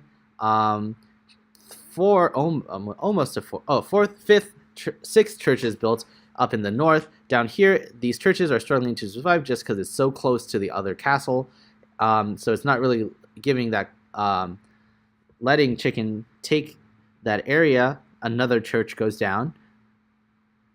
We're going to speed this up. We have a lot of units in play now. Seems that Chicken is really trying to lay its claim on that deposit, but its church just keeps on dying every time it gets into that central area. Up in the north, it's built up a quite formidable sort of things up here. It also seems down here that blue is struggling with fuel, which may be affecting how it's able to interact and fight against chicken. So over here, we're going to speed this up even further. We have this little block of preachers over here with a lot of profits. Okay, so in the end, red is able to take that square. Oh my goodness! And red just immediately rushes one of the castles, which is great. All these crusaders just sort of moved in. It seems that these preachers are actually standing their ground, which is interesting. Yeah. Very cool. Okay, so it seems that now that they've taken over one castle, they're just sort of swarming around. I guess they're just sort of waiting until their next command to just all go and take out the next castle. So that should be coming up very soon. 74, 75, 76, 77, 78, 79. Okay, great. So that castle is pretty much done for. 4, 6, 7, 8, 9, 5, 75, 76. Okay. Any moment now we'll get action. 1, 2, 3, 4, 5. Alright, and I imagine that swarm of crusaders is just going to come down. Oh, no, just kidding. It turns out this swarm of crusaders didn't actually need to act just because there was this other smaller swarm of prophets and crusaders down here. So in that one, we saw a win by Chicken, and Team 3 lost. So now Team 3 is going to be red, and Chicken is going to be blue. We have a smaller map, so these rounds will be going faster. Again, both teams, there are no churches to be built on this map. There are no areas for resource deposit churches, at least. We haven't seen anyone try to build a church just to lay its claim on the map.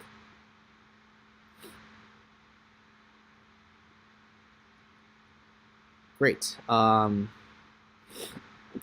It seems that both teams are sort of building up its units. We know that Chicken... Oh, and Chicken made its rush, but Team 3 managed to hold its ground against it, although it seems that the castle is slightly damaged now.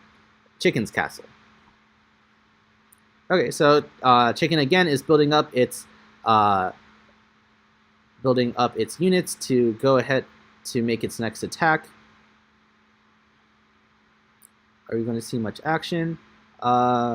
No, we're actually going to move to sliders for a little bit. Oh, just kidding. Just as the action got. Alright, so now we move to sliders as sort of Chicken rebuilds its units. And I'll stop right around... Oh, okay, so it seems that we get something cool. Both teams are now going at it. Chicken actually loses a castle. So it seems that Team 3 was waiting till the end to swarm, and Team 3... Team 3 wins this one. So I believe we go on to the tiebreaker with Chicken being blue and Chicken being red and Team 3 being blue. Alright. Chicken red, Team 3 blue. Great.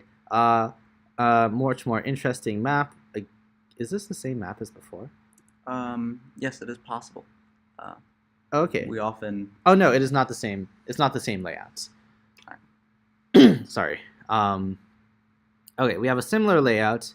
A lot of resources. Chicken, again, is more proactive in building churches around its carbonite and fuel deposits on its side of the map. It's building up units. It seems that it's getting ready to strike any minute now, just because of the sheer number of crusaders and prophets that it's built. Oh yes, there we go. Look at all those crusaders go. And they instantly rush Team 3, and so Chicken wins the tiebreaker, and so it'll be moving on. And the last round of round 3 will be Justice of the War, and please go easy. PLZ, go easy. Great. Are these new? Nope. Okay, Sorry, I got no problem. we on the bright side we know who qualified, so that's good. Huh? Only for top 16. Oh, we found out our top 16? Yeah. Oh, excellent. Okay. These are new. All right. Great. So, we'll be moving on to Justice of the War and Please Go Easy. So, Justice of the War being red and Please Go Easy being blue. And now let's see how this goes. This is a very large map. It's 3 castles. So, we're just going to speed this up and see how this goes. It seems that there's a little bit of a skirmish in the middle. Churches have been built on all the resource depots that on their respective sides. So, check that box off. We're going to move on because this doesn't seem to have that much. Oh, just kidding. We do see a little bit of action from Please Go Easy, sort of trying to rush that profit formation, but it's not successful, which is unfortunate. And Red has built up a formidable line of Crusaders. Are Crusaders the most efficient health to Carbonite units? Like, you get the most Yes. health? Okay, so that makes that makes sense. They just sort of like built up this entire line. Yeah, So well, I we- feel like the exploding Churches? churches is like generally a better strategy. don't I know. see. Like, you don't necessarily. Well, it depends if you're Carbonite limited, right? If you're not Carbonite limited, then it's the better strategy. If you are Carbonite limited, then it's the worst strategy, right? I see. Great. So it seems that we have Justice of the War winning that first round. So now Justice of the War will be second, or will be blue, and Please Go Easy will be red. Great. We have a slightly smaller match. Only 2 castles. Let's get this started. All right. So Justice of the Justice is building up its profits again. Please Go Easy is sort of bringing out its units to try to make an attack. Unfortunately, it doesn't seem to be very successful.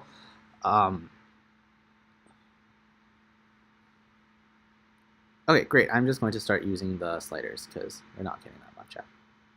All right, so profits, Crusaders. All right, I'm going to move out of that so that it doesn't there we go. Okay, a lot of Crusaders, a lot of profits on both sides. Very evenly matched in terms of unit health ratio, but it does seem to be that Justice of the War ends up winning by the sheer number of units it has. So Justice of the War wins, and it'll be continuing on.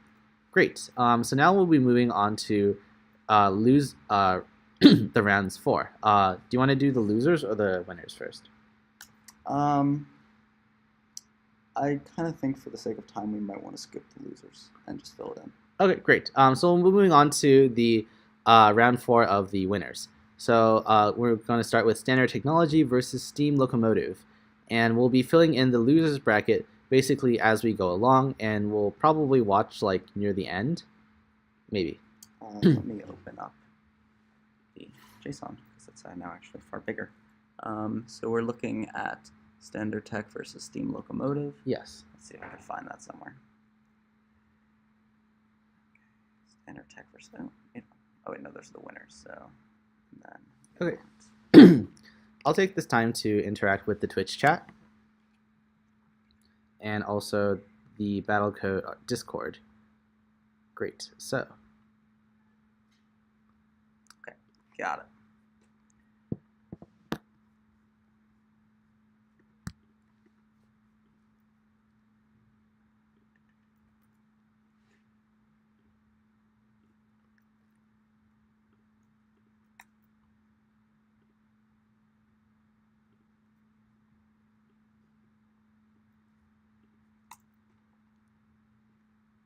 I wasn't able to see Dose's game. Does Dose turtle? I actually don't remember. I feel like Everybody kind of turtles? no. No. I remember DOS was very nice. Their games were very nice in that they didn't last all 1,000 rounds. So I believe either they or their opponent did not turtle. But I like to say that DOS didn't turtle. Yes. Hi, Dracon. Okay. We're going to move off this because now it's just people saying hi. Do you have the next round? Yeah. All right, excellent. We'll move on. All right, great. Larger map. We are going to turn 1000, so we're going to speed this up way fast. However,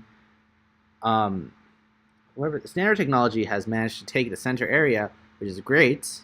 If I remember, standard technology does have a defensive strategy, and they're against steam locomotive. I don't remember quite too much, but it does seem that standard technology does seem to have like a larger grasp of the land in the game right now. So we're going to move on to sliders just to feel. Oh my goodness, that is a lot more to run. Okay, great. So it does seem that they managed to attack steam locomotive. Yeah, so large. I love like the little enclaves on the bottom. I think it's great how many, just how many profits that standard technology has managed to win. 581,000 turns. That's crazy. Yes. Okay, and yes. Okay, great. Yeah, and you managed to get 500, almost 600k turns out of just how many profits you had. Yeah, great. So, URL file. Yeah. I wonder if anyone has really done like a sort of MapReduce thing, because they probably have all these profits lying around. They're basically like free time to compute. Yeah, the signaling is hard though. They only get 16 bits and it costs a lot of fuel. Oh, yes. I think the best way to do it, so the reduction is easy because they can castle talk back. Yes. But mapping out is hard. Yes, that would be hard, and you'd have to give a lot of information and it'd take a lot of turns. But Well, it is... You could build, like, what if you built, like, pilgrims around your castle or church for extra compute, and then the fuel cost is very low. So then the limiting factor is that you only have a 16 bits bandwidth per turn. Yes, they have a stray pilgrim from standard technology over here. They're very matched in terms of unit health. Steam locomotive is only winning out by a little bit.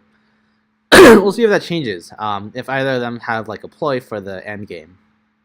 We're going to stop because this is going to turn 1000, and I'm not going to wait around till then.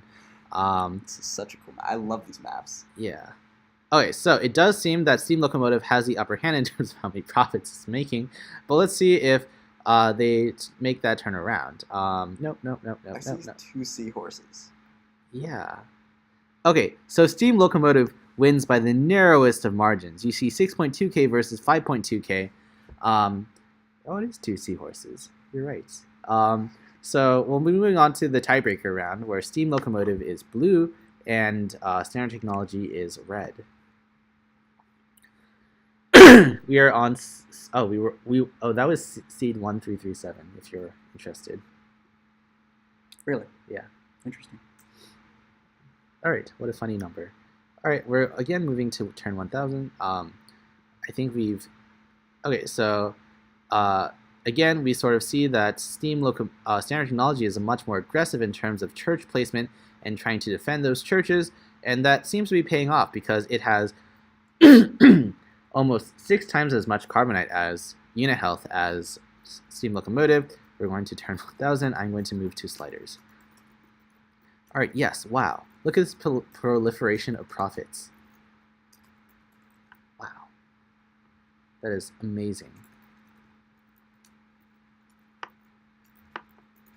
All right, and we end this round with Steam Locomotive having 360 unit health and Standard Technology having 18,000, nearly 19,000 unit health. Look at this map.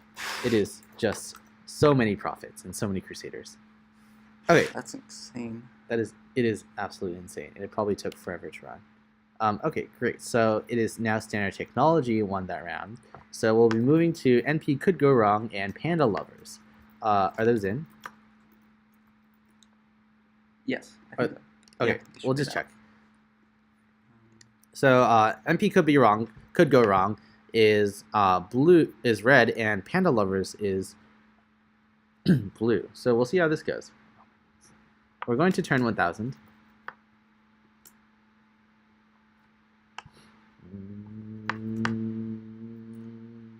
MP could go wrong has claimed that central area, which is great for it, not so great for panda lovers. Panda lovers going with a very, I guess like the common lattice of profits that we've seen other teams have in the previous rounds. We're going to move on to sliders. And MP could go wrong has a more interesting mix, and it does seem to try to attack the other team, which is interesting. Although I believe one of these teams does have the explosion of churches. So, okay, we didn't see any church explosions. MP could go wrong ends up winning this round, so we'll move on to the next one. Now, it's MP could go wrong as red, and the other one is blue. Sorry, NP could be wrong is blue, and Panda Lovers is red. We're moving on. We're moving to turn 972, so we're going to see castle elimination. Yeah, nice. Wow. At the last minute. The very last minute. One team just throws everything in. And my computer is actually actively losing battery. Even faster. Okay, cool. And we do see that Panda Lovers is a little bit more aggressive in the sort of midfield over here,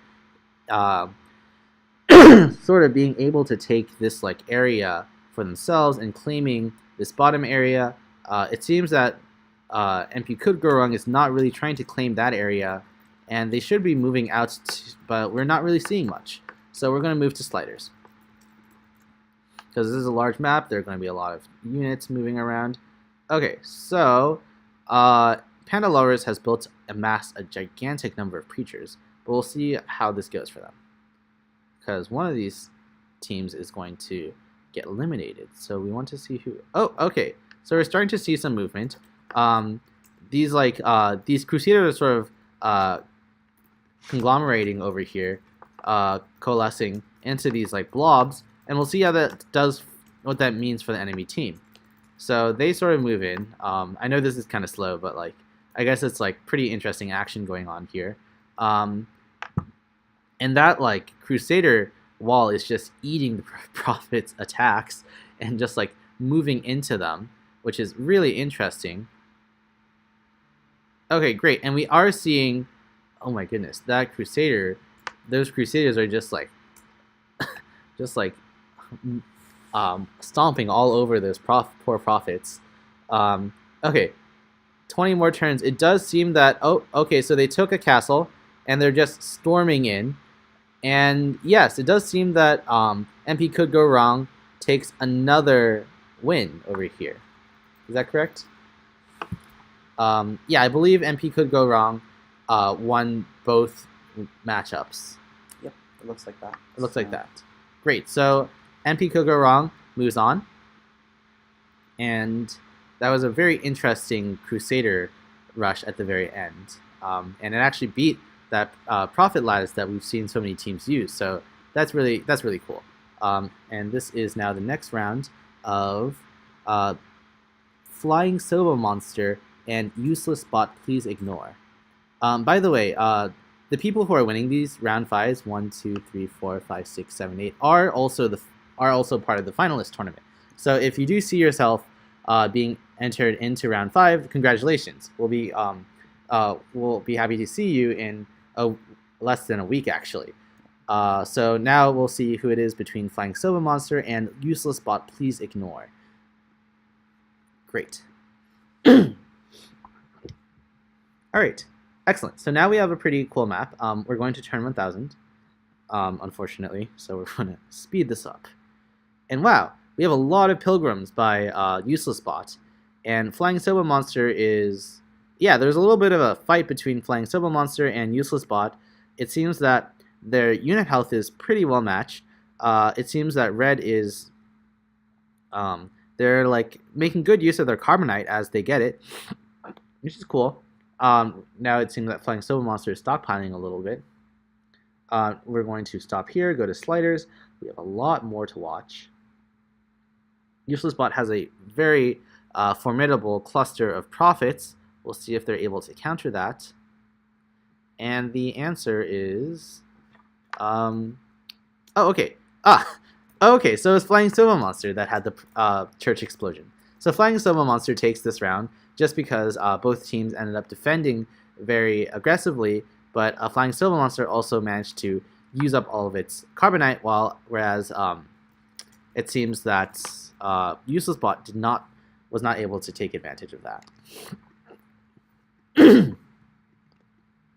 All right, and now let's move on.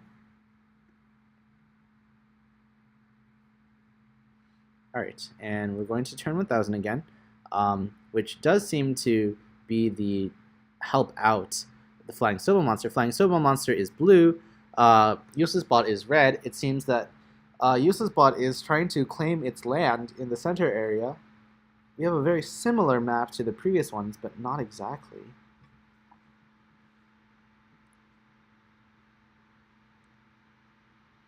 Okay, we're going to speed it up. It seems that Flying Silver Monster has a slight upper hand in terms of. Okay, so it's been able to claim this like southern area over here, which is great for it. It hasn't moved into this Carbonite area. Red has also not moved into its Carbonite area over here and up here, even though Flying Silver Monster has taken advantage of that, which is great. They have not. It seems that they have lost this northern area over here. We're going to stop and move to sliders. Flying Silver Monster, okay, has the... Okay, so both of them have like laid claim to different parts of the map, which is great. It seems that they've actually managed to build churches. The Useless Bot has managed to build churches where it didn't before. And at the end, what I'm expecting here is a stockpiling of... Oh my goodness. Yes, a stockpiling of Carbonite by blue. It didn't actually use up all of its Carbonite, but still won in unit health. So Flying Silver Monster ends up taking both matches, and that means they'll be moving on to the finalist tournament. And Useless Bot will have to fight a few more matches before it makes its way in. I don't know if it actually does, but we'll see.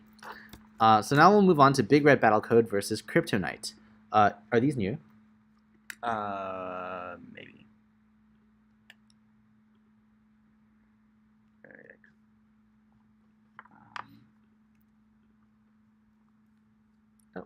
Hello, Anonymous Gopher. Are these, is this public? Maybe. Yeah, it is. Okay, I think some random person has joined it. Nice. Okay, well, you too can watch this on your, watch these replays. I guess they're not, like, super, like, secret, because they're, like, pretty much happening as we go along. So, yeah, feel free to join.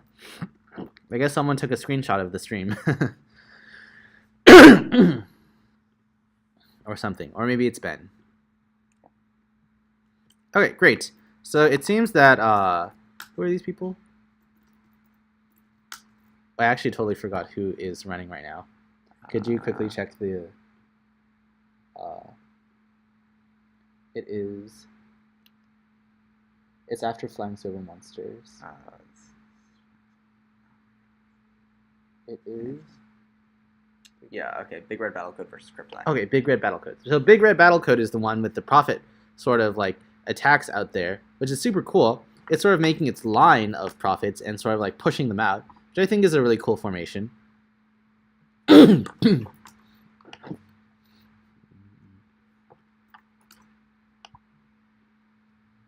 Alright, and we're going to move on to sliders, just because we're sort of seeing some cool action, but it doesn't seem to be that successful. They've killed one of Blue's castles, actually, which is awesome, and they've managed to kill another one. And they haven't been able to take down that last castle, but just because they've been able to kill 2 castles, that's pretty amazing, and that means Big Red Battlecode takes this match. They'll be blue in the next round, and Kryptonite will be red. Alright. Great. Oh, we have a monkey again. That's cute. Alright. So, we're actually only going to turn 382 this time. Wait, is this? I feel like we've seen this match already.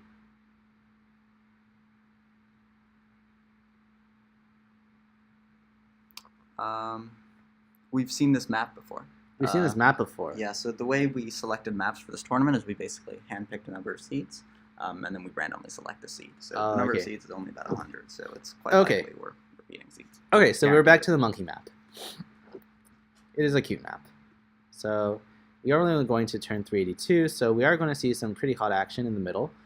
Big Red Battlecode is making a push, and so is Kryptonite on different fronts, which is really interesting. It seems that Kryptonite sort of paused itself and is getting attacked at its base. Okay, so it seems that Big Red Battlecode wins both matches, which means it will be advancing to the finalist tournament. Congratulations. We're now going to look at DOS and Coddle. And I don't know if either of those names are correct. Are they in?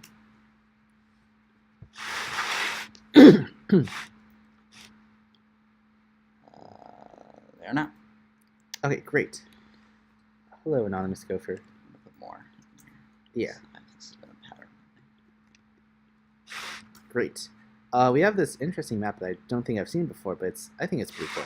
This one only lasts 51 rounds, so we're going to take this nice and slow, because only 700 turns. Okay, so DOS is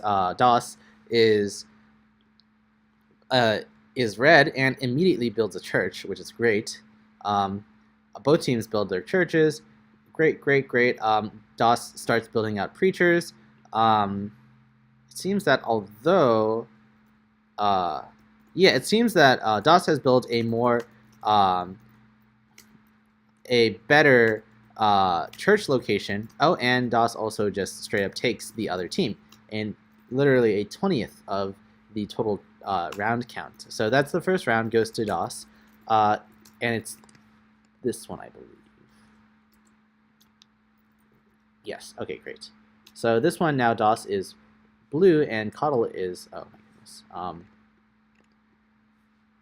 Okay, and this one lasts a little bit longer. So we'll see what happens. Alright, so it seems that DOS has taken claim to that central land. And is sort of, it's claimed a lot of land, which is amazing. It's built up 2 churches in the center area. Probably going to go for a third, maybe, if it's symmetric. Okay, doesn't seem like there's going to, doesn't seem like another church is happening, but it is making, is being very aggressive. Did it just stop? Okay, no, something froze or something. All right, anyways, it does seem to have the upper hand in terms of how much carbonite it's getting per turn and being able to mine out of these areas. So yes, we see that DOS is taking out Kryptonite's castle, and it succeeds. So DOS is moving on to the finalist round, and we'll be moving on to Smite versus Hack Attack. And it's these bottom ones, right? So Smite is red and Hack Attack is blue. Alright, from the get-go we have, we seem to be going all the way to turn 1000, so we'll see what goes on. It seems that red is able to lay claim to a lot of the kryptonite, but blue is able to take a few shots at the red castle, although blue loses one of its castles. Quite unfortunate. Yes. That is very... these pilgrims, now that they have no more castle, are sort of doing this like little jig in the bottom. Probably doesn't also know where the other castle is, which is really unfortunate. Easy pickings, but we'll stop and go to sliders because it seems that we have a lot more to go through. Yes. Oh my goodness. That is a lot of units from red. That is so many units. This must have taken forever to run. Holy crap. Yeah, 548,000. Alright, so in the end we have red having almost 40,000 unit health by the sheer number of just like things it has on the board, and also more castles. So that one goes to Smite, and now Smite is going to be red and Hack Attack, or Smite is going to be blue and Hack Attack is going to be red. let's move on. All right, so we have a smaller map, only one castle per. Again, we have this like central carbonite and fuel deposit. It looks like Hack Attack is going, and Smite is actually chasing away pilgrims, which is, I guess, a smart move on its behalf. Smite is able. Smite tried to. Hack Attack tried to rush prophets at Smite. Now Preachers, neither of those worked out. These pilgrims are sort of just very confused, and they're, I guess, like being scared of that. They're just really scared of that prophet that's over there. Oh, another Preacher rush. Nothing happens. Even though that this prophet has laid claim to these to this mineral deposit, we really aren't getting that much action from pilgrims or churches, which is quite interesting. So now we're going to go into slider mode because nothing's happening. Yes, more units, more units, a lot of units, more unsuccessful Preacher rushes. And okay, great. So Smite wins both rounds. That makes them the winner for this matchup. So they'll be moving on.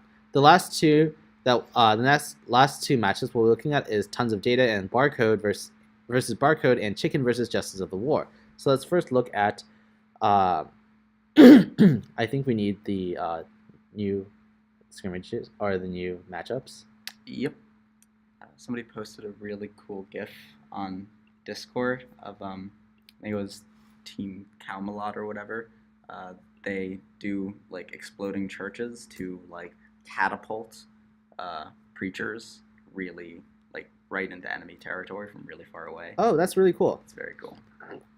It's like a crazy cool GIF. All right. Do you want to share it? Yeah. Okay. Let's pin it.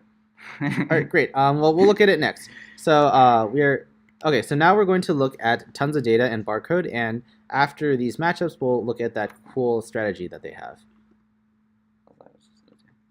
All right. So once one castle per team. We're going to turn 1,000. So we're going to speed this up.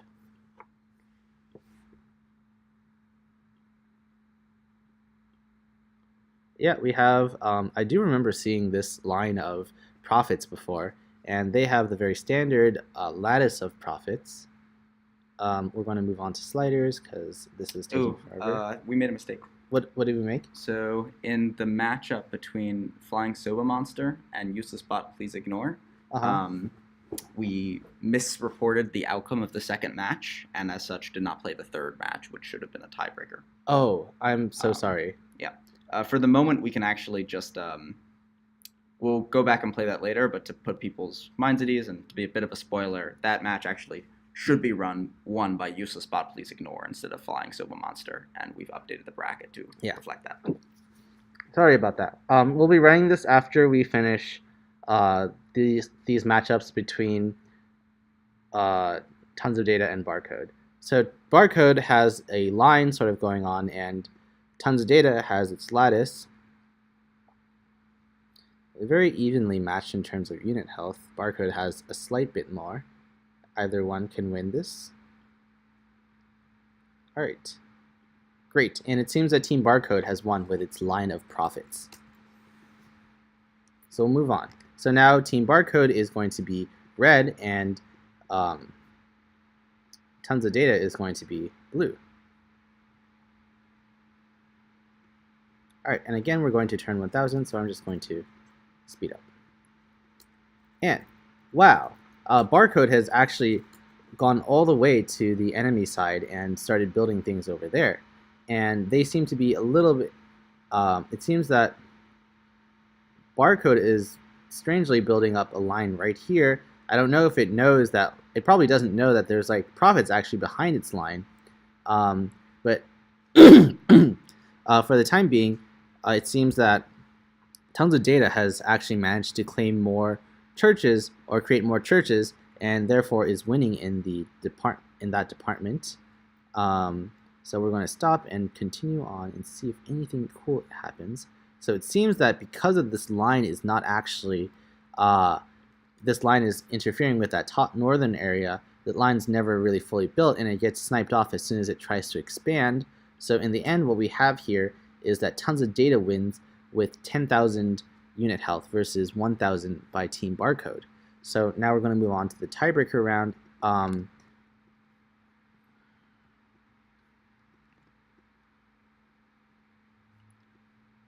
Okay, the tiebreaker round goes to round 1,000. So Team Barcode is blue and Tons of Data is red. And we'll start. Okay, so Team Barcode builds its like very iconic line of prophets. Also takes that central church area, so I think we know how this is going to be going. We'll just move to sliders and continue on. So yeah, it maintains its line. It seems that neither of them are building that much, unfortunately. It seems that they're actually fighting just because of how small this map is. And it ends up being a very close match between Team Barcode having 840 and Tons of Data having 650. Team Barcode does end up winning. And we'll move back into the incorrectly matched one. Flying Soba Monster and Useless Bot, please ignore. Oh, do you want me to do that third match? Oh yes, please give me the third match. Oh, that might be a hard thing to find. Let's do that later. Okay, great. So we'll be moving on to the last round of the winners bracket that we'll be displaying for right now. Is that correct? Or do we go all the way to the end? Yeah, so wait, didn't we finish the winners bracket? Oh no, there's one more team. Oh, one more team. Okay, great. Yeah. Okay, so Chicken and Justice of War.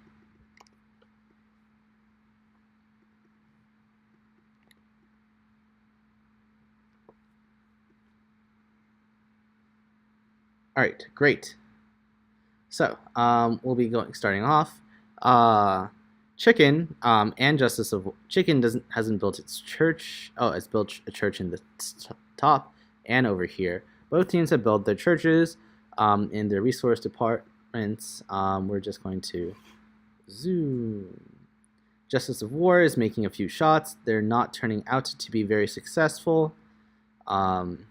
Yeah, not much to say here. We're just going to stop and move on to slider mode.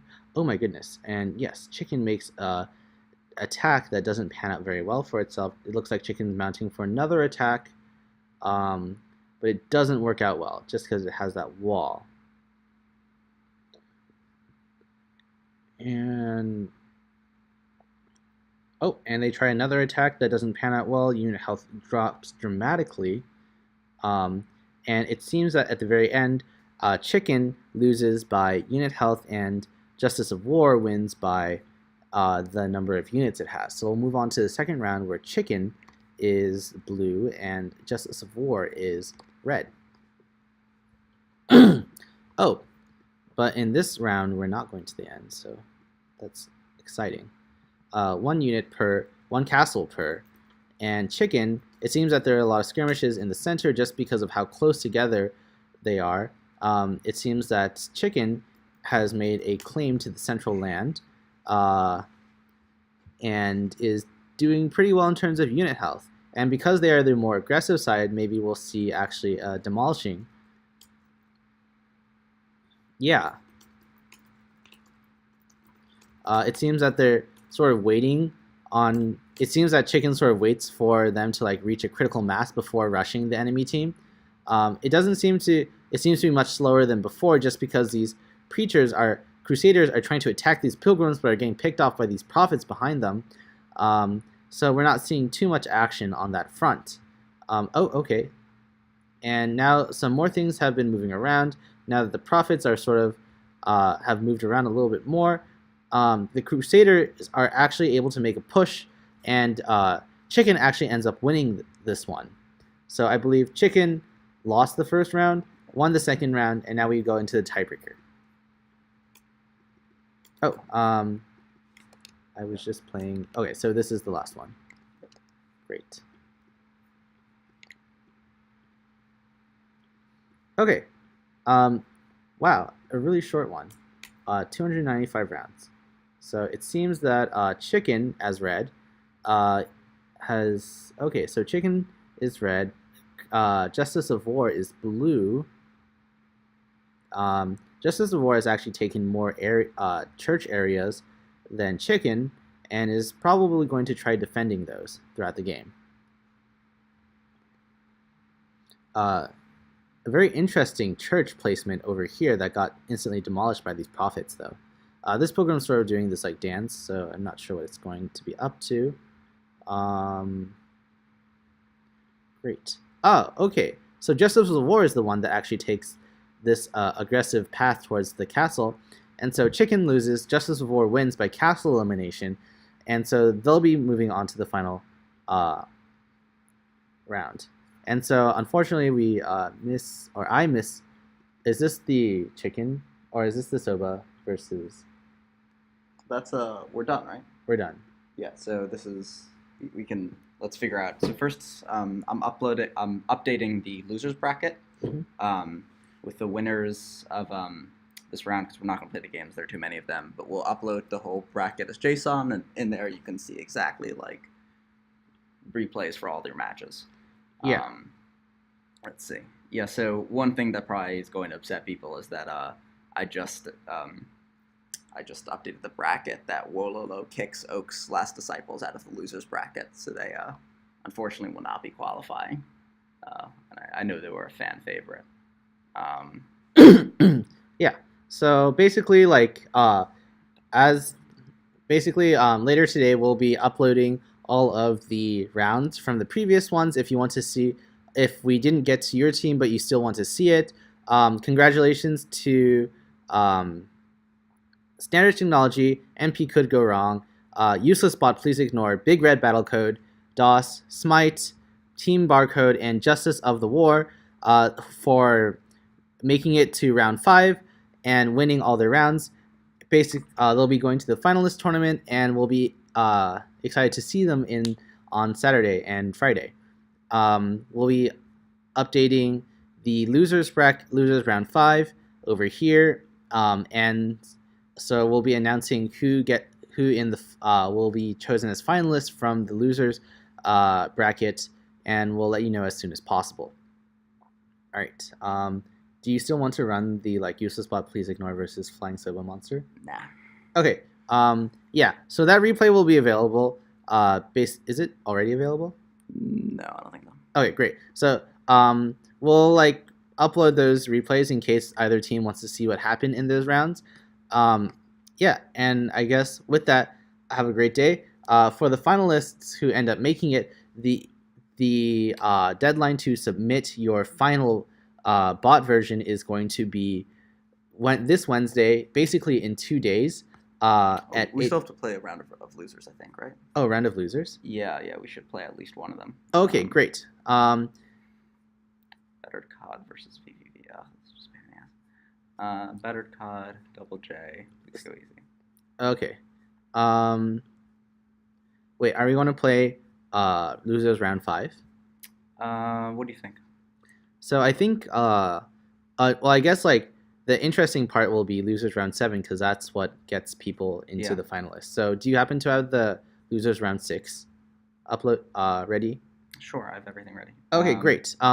So we'll just create losers round 6 right now. So let's just update the bracket. Great.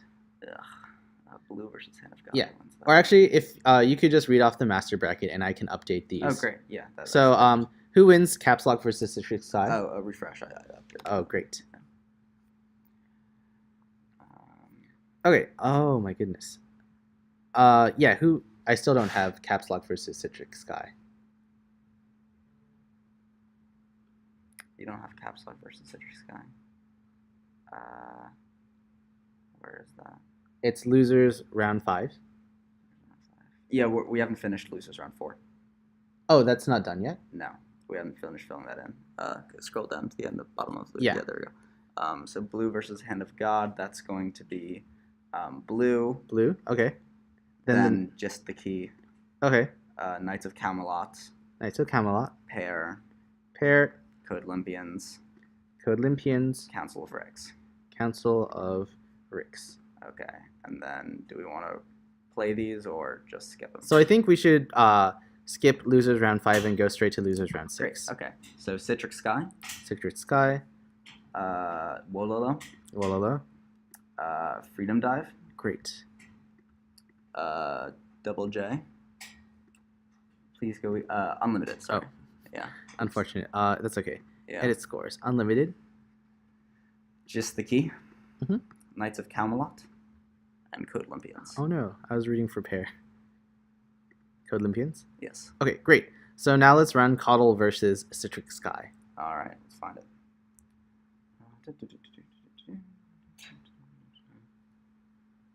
Okay, so we'll be basically running Losers Round 6. The winners of all the winners of Losers Round 6 will be moving on as finalists. 1, 2, 3, 4, 5, 6, 7. Yes, they will be moving on. Okay, I have one. I have URLs here. Okay, great. Is it what is OV1? That's part of it, right? That's the first one? Yeah. Okay, so we're going to be seeing Coddle as number 1 as red and Citric Sky as blue. Great. And we're only going to turn 239, which means we'll see some pretty interesting offensive action on one of the team's behalves. All right, so Citric Sky has built a church in the central area, which is great for itself. And also in this like other central area, or the more central area, it's actually losing. Yeah, it just lost a castle, and it's about to lose that other castle over here, just because of this like blob of profits and a church in the center. Great. And so Citric Sky takes the first round very quickly. Very cool. And that means we'll be moving on to the second one. Okay, great. A much larger map, so we'll see what happens. Okay, so Citric Sky as red is, again, aggressively moving forward, and Coddle is also holding its ground pretty well. We're going to move to sliders and see how this goes. So Citric Sky has a massive amount of preachers just everywhere. And oh yes, that is a lot of prophets and crusaders. Sorry, not preachers. No preachers to be seen. Okay, great. And Citric Sky instead decides to turtle its way to victory in this stage. So Citric Sky ends up winning both of these, putting it in the finalists. All right, great. So now we'll move on to Hack Attack versus Wololo. Do you have those? Yes. Attack versus Wololo. Attack versus Wololo. Yeah. Okay. Got it.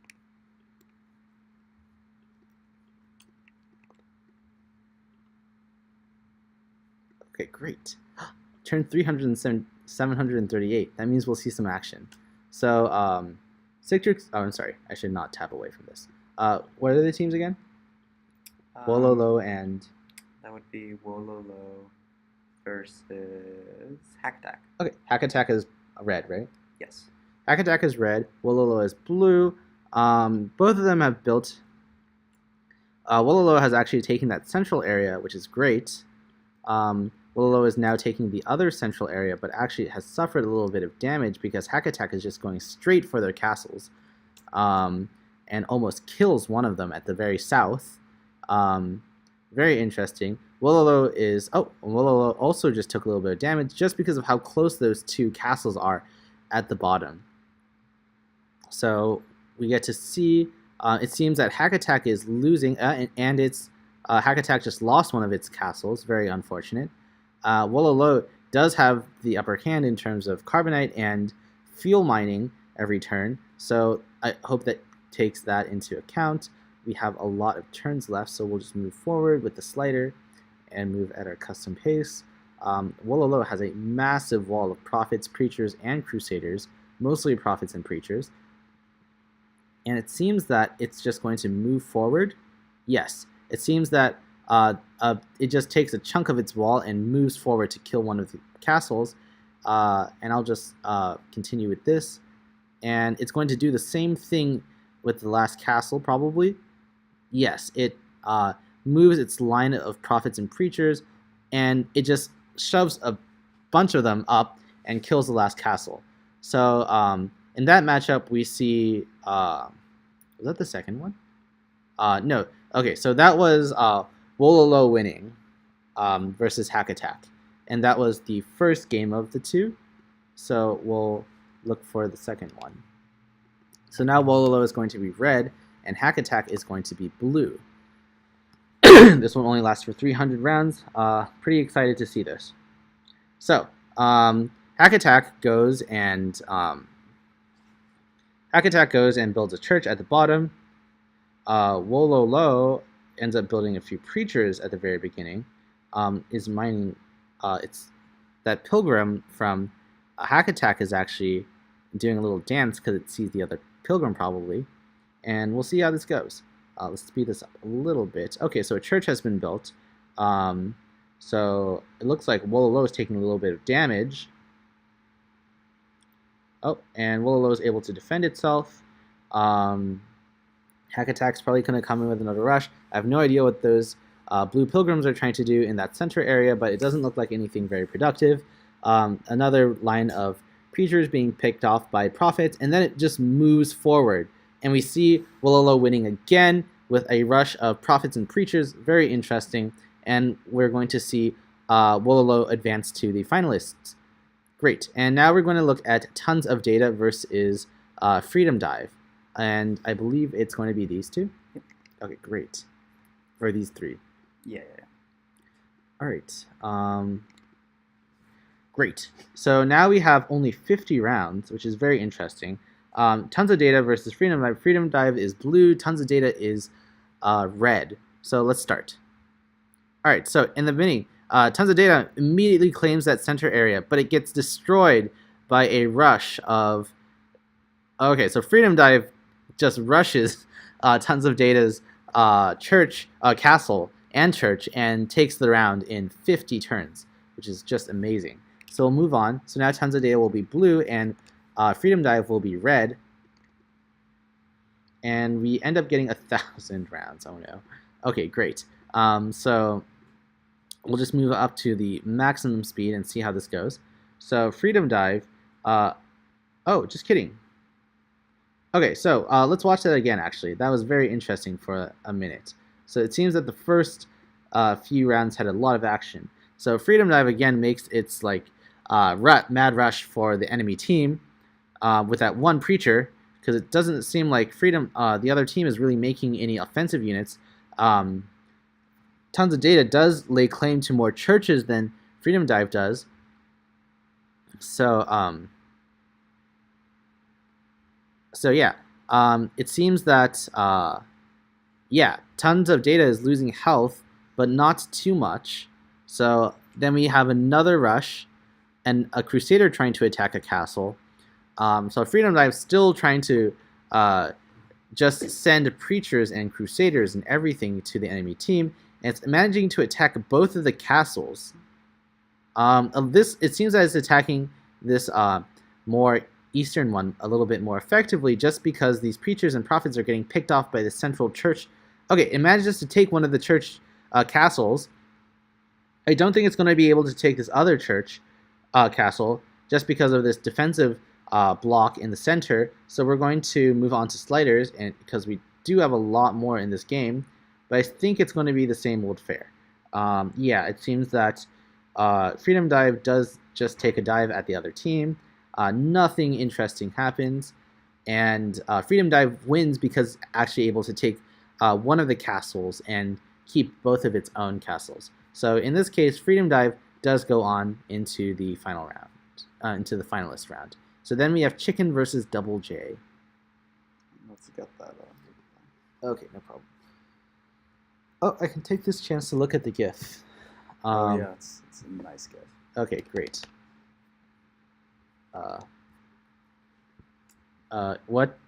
Where is it? I put it. I messaged it to you. Okay, yeah, but which channel was it on? Oh, it was a while ago in general, I think.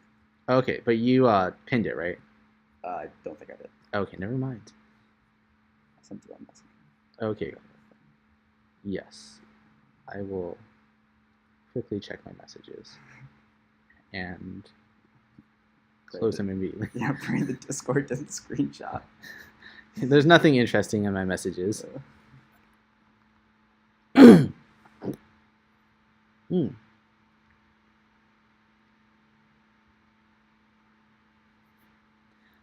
Yeah.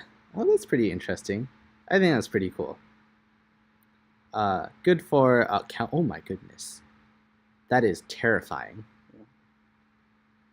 Oh, so it builds pilgrims that then attack. Oh my goodness, That build churches, that build pilgrims, that build churches. Oh my goodness, so it really just catapulted in one turn, and that's a pretty interesting thing to do if you have a lot of carbonite laying around. Yeah. So all right, so now we have a matchup between. Oh my goodness. Now we have a matchup between Chicken and Double J for a place in the finalist round. Great. We're going to turn 1000, so I'm just going to bump this up. Oh. Okay, so it seems that blue has taken a little bit of castle damage, but not that much. Red seems to have a bigger stronghold in terms of units and churches. So we're just going to. It seems that this game has reached a sort of standstill in terms of like progression on the land. So we'll move on to just looking at sliders. Red proliferates. Oh my goodness, that's a lot of Crusaders. All right, Crusaders.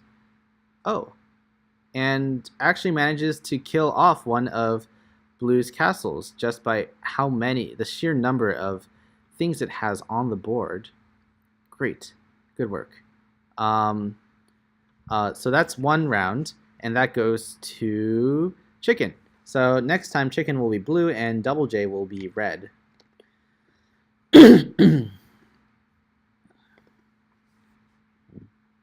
And this only lasts 66 turns. So Chicken is blue, Double J is red. Chicken manages to scare off the pilgrims and is just going straight. Oh my goodness, Chicken is going straight for the enemy team. They've built a preacher, so it's not going to work as well. But I think they're just going to kill that preacher and go straight for the kill. Yeah, it seems that Chicken has opted to just throw all of its units straight at the enemy castle. And that worked out. So Chicken ends up winning both rounds very fast. And so we'll be moving, congratulations to Chicken. We'll be moving on to the final 4 matches that we'll show today. So it's going to be Steam Locomotive versus Unlimited. Do you have those? Yeah. We got them. Yay. Got all of them. Great. I've been playing with the challenge, the super secret challenge. Mm-hmm. I'm like continuing to run the tournament past the top 16. Uh-huh. And it's like mostly just to make sure that my double win code works.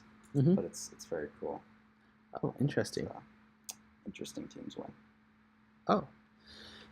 That's cool to hear. So we're just going to go all the way to turn 1000 or 1000. So what we have here is it seems as blue is taking the central area and all of laid churches where it can, which is very good for itself. What teams are this again? This is Steam Locomotive versus Unlimited. Yeah, that makes sense. Great. So Unlimited has claimed more area, is winning at a slight margin in the unit health department. Now is a good time to move on to sliders. Oh my goodness, we have so much more. So yes, it does seem that Unlimited is at the same time trying to make attacks, but also just making a store of units. They're very equally matched, although Steam Locomotives getting the upper hand. And yes, Steam Locomotive does win by unit health.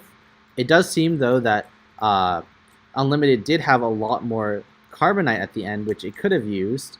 I guess like that church explosion thing is pretty cool to see if it does happen.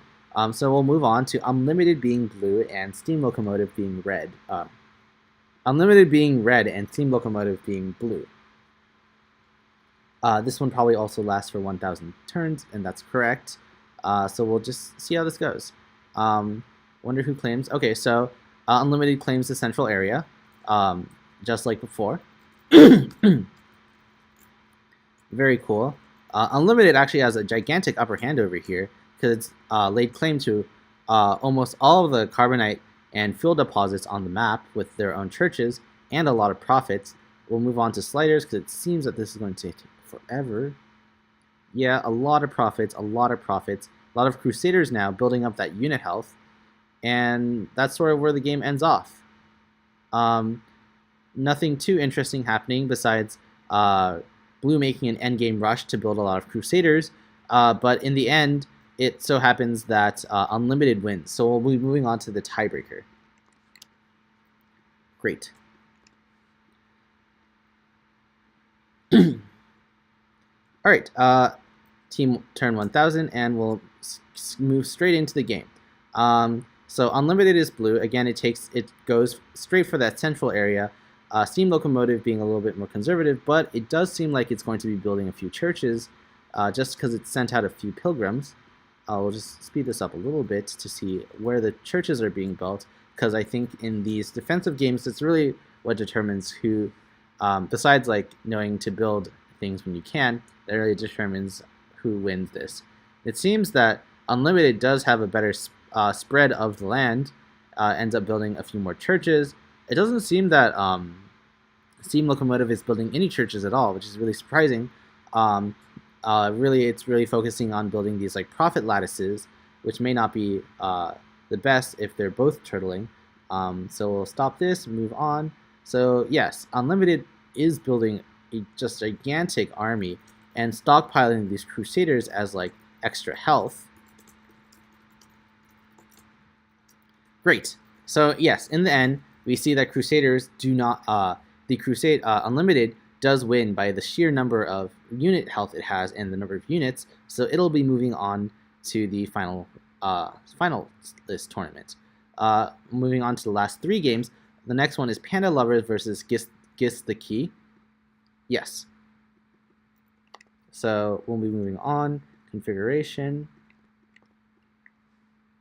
Okay, and this one only lasts 166 turns and only takes 166 rounds. So I'm interested. So we have Panda Lovers and Gis the Key. Is that correct? Let's check. Yep. Okay, great. So it seems that Panda Lovers is red and has built. Both teams have built their churches. Very great. It seems that there's a very lonely pilgrim that Panda Lovers has in the far north. Oh, okay, it built a church, so everything's fine. I guess it was just waiting for churches.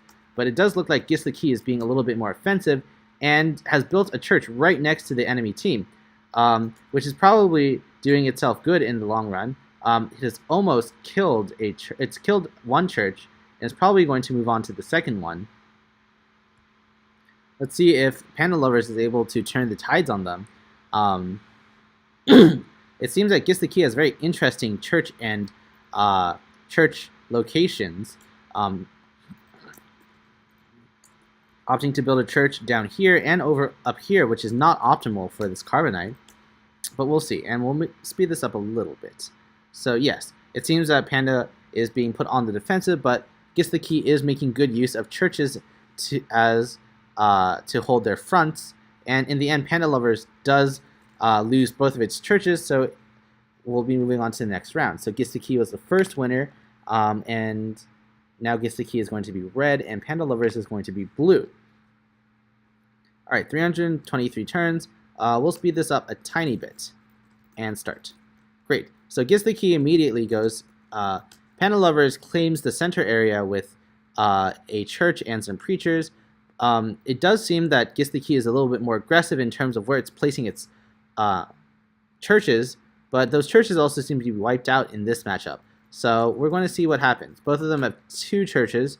Okay, so it seems that Panda Lovers is losing one castle. It's gone. And so it seems that Gis the Key has the upper hand now, and it's just making its way down to the other castle. Yes. We see a bunch of prophets down here looking for something. I guess they were trying to clear out a church if it existed. But now Gis the Key is making its rounds towards the bottom of the map, and we'll see how that goes for it.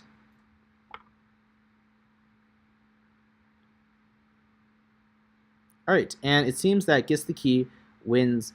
Is going to it wins both of these matches and will be advancing.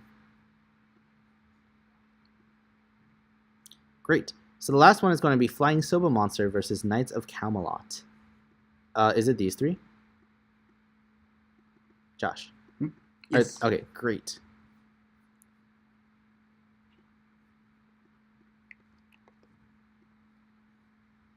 All right, and 466 turns. So we are getting very offensive matches, which is great. So Flying Soba Monster is red. Knights of Camelot is blue. Knights of Camelot has placed a church in that central area, which is pretty good. It seems that these two pilgrims are sort of waiting for enough carbonite to build another church. Oh, actually, never mind. That Knights of Camelot one is coming back. Knights of Camelot does have a pretty good stronghold in this top area. We're going to speed this up a little bit so that we're not waiting forever. It does seem that it does take a while to get to the action. Okay, great. And it seems that Knights of Camelot are just going straight for... Both of them have built their churches in their respective mineral deposits. But it looks like Knights of Camelot has also taken the central area. So it has an advantage in unit health, in carbonite, and in fuel. We'll see. Just mirror, does this map look like a really fat bunny? Oh, you're right. Like, these are the cheeks. Yeah. You're right. And these are the tiny... It could be a hamster. Yeah. Oh, yeah, a hamster, really fat. Hamsters are all really fat. Yeah. It's universal. They are adorable. Sorry to derail the stream. Oh, no, it's okay. These maps are pretty cool. Bless Ben Spector for making them. Yeah. So it seems that Knights of Camelot is making an offensive attack just by having this like stronghold up here. So, oh yes, oh my goodness, yes. We see that behavior again. Josh, if you want to watch it again. Oh, the catapulting? Yeah, it catapulted itself in the very last turn. I'm so excited. Yeah, so you see how that church is like right next to the castle. So, oh, we're not going to. Okay. So basically, we're going to slow this down. Start. And basically, what we're going to see is that these pilgrims are going to build so many churches, and that lands them right next to everything. And like, they don't have enough units to just deal with the fact that Knights of Camelot have just like plopped themselves right next to the castle, which is super cool. Good on you, Knights, whoever you guys may be. For some reason, I might have thought I don't know. Okay, so now we're moving on to the second matchup. Knights of Camelot is red, and Panda. Is it Panda Lovers? No, Flying Soba Monster is blue. This one goes to round 1001. So we're going to just speed this up all the way. So Flying Soba Monster has those aggressive pilgrims up there. So does Knights of Camelot, actually. So Knights of Camelot, Flying Soba Monster is taking up more of the mineral deposits on the map, which is great. We are in for a long map, so I'm going to move and go to the sliders. I don't think either team is going to make a stab at the other team's things. Yes, Flying Soba Monster makes a very defensive move, making a gigantic cluster in the middle of the map. And that ends up making... Oh, okay. So Knights of Camelot actually wins this. Nice. Let's see what happens in that end round. It seems that near the end, it just proliferates a lot of things. Huh. Oh yeah, it just sort of builds everything at the very end in a last-ditch attempt to get a lot of unit health. And that ends up winning. It seems that both teams have actually tried doing that, but it seems that Knights of Camelot was a little bit more successful. So congratulations to Knights of Camelot. You guys have won.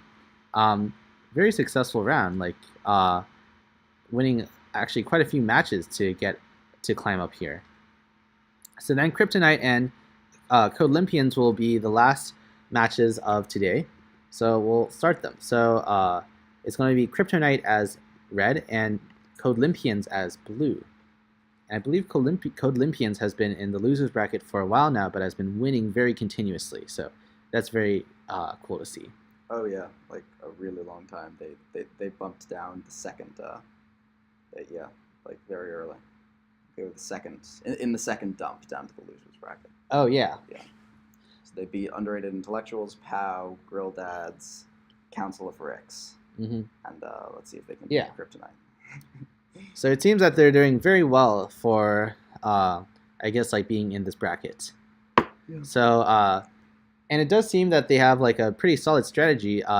They have churches built in the central area. Prophets defending everything. Prophets defending down here. Prophets actually going out and attacking. Almost, they're using this pilgrim to scout out, which is really cool. This pilgrim over here is also doing a little like dance because it thinks those prophets is coming after them, I guess. But yeah, it's very interesting to see. These prophets are actually slightly damaged. This goes to turn 1000, so I'm not too keen on just waiting for everything to happen. Yeah. Oh, we see a wave of prophets in the north from Codelympians, but otherwise, nothing much happening. Codelympians wins by sheer unit health and just the number of units. It probably helped a lot that it claimed the central area. Then we'll move on to the second round configuration. Codelympians is now red, and Codelympians is red, and Kryptonite is blue. Again, we go to turn 1000, so I'm not too keen on waiting for everything. Codelympians, again, or both teams, again, like immediately claim their churches. Very straightforward. Codelympians also is building up sort of a wall in the middle, which I guess could be useful. We're going to stop and move on to sliders because it seems that we have a lot. We have 200k turns in this, and I'm not too keen on waiting for those. Great. So we just have a lot of units everywhere, and it seems like it could be anyone's game at the very end, but it seems that in the end, Codelympians wins by the slimmest of margins. So we have Codelympians winning both matchups, which means they'll be the last ones making it into the finalist rounds. So congratulations, Citrus Sky, Wololo, Freedom Dive, Chicken, Unlimited, Gets the Key, Knights of Camelot, and Codelympians. So those are the 8 in the losers bracket to move on, and we've already announced the 8 in the winners bracket, and you can check all of these at challenge.com/bc19quals to see the final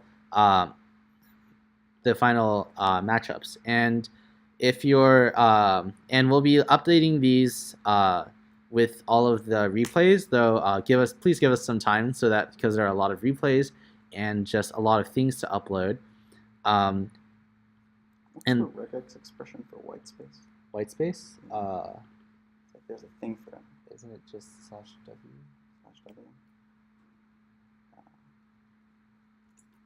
That's not. Anyway, ignore me. Okay. Anyways, great. So that concludes today. For all the finalists, again, your code is due Wednesday at 8 p.m. EST time, so MIT time, and I guess like I'm sure all you're aware, try not to submit it at the very last minute.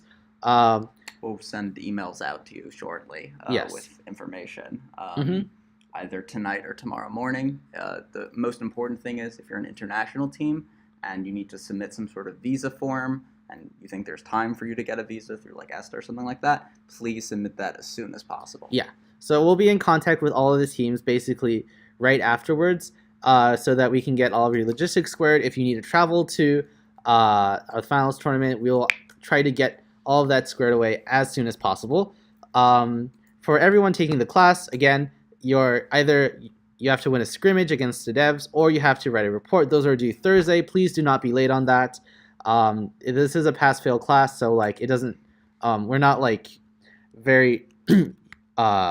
You basically don't want to like fail. And that's pretty much it for today. So thanks for joining us. Are there any questions in the Discord or Twitch chat? Let's find out. That's the database. Yeah. I got the date. The thing is confused. Okay. Let's see. To the right. Okay. Whatever, something like that. That's not a high school deadline. Okay. So yeah, regarding the high school deadline and the high school tournament and the newbie tournament. The high school tournament is run using the same submissions that were used at the qualifying tournament. We'll run that and get back to you with details on that probably tomorrow. regarding the newbie tournament, we'll send specific email about that to MIT students. Yeah, exactly. So all of those will basically be announced at a later time. But if you are in the Boston area, you are free to come to the finalist tournament and watch it. It will be a great time, and you'll be able to see all the really cool strategies. For everyone else, feel free to stay tuned on Twitch because we'll be streaming our final tournament. Yeah, thanks, and have a great day.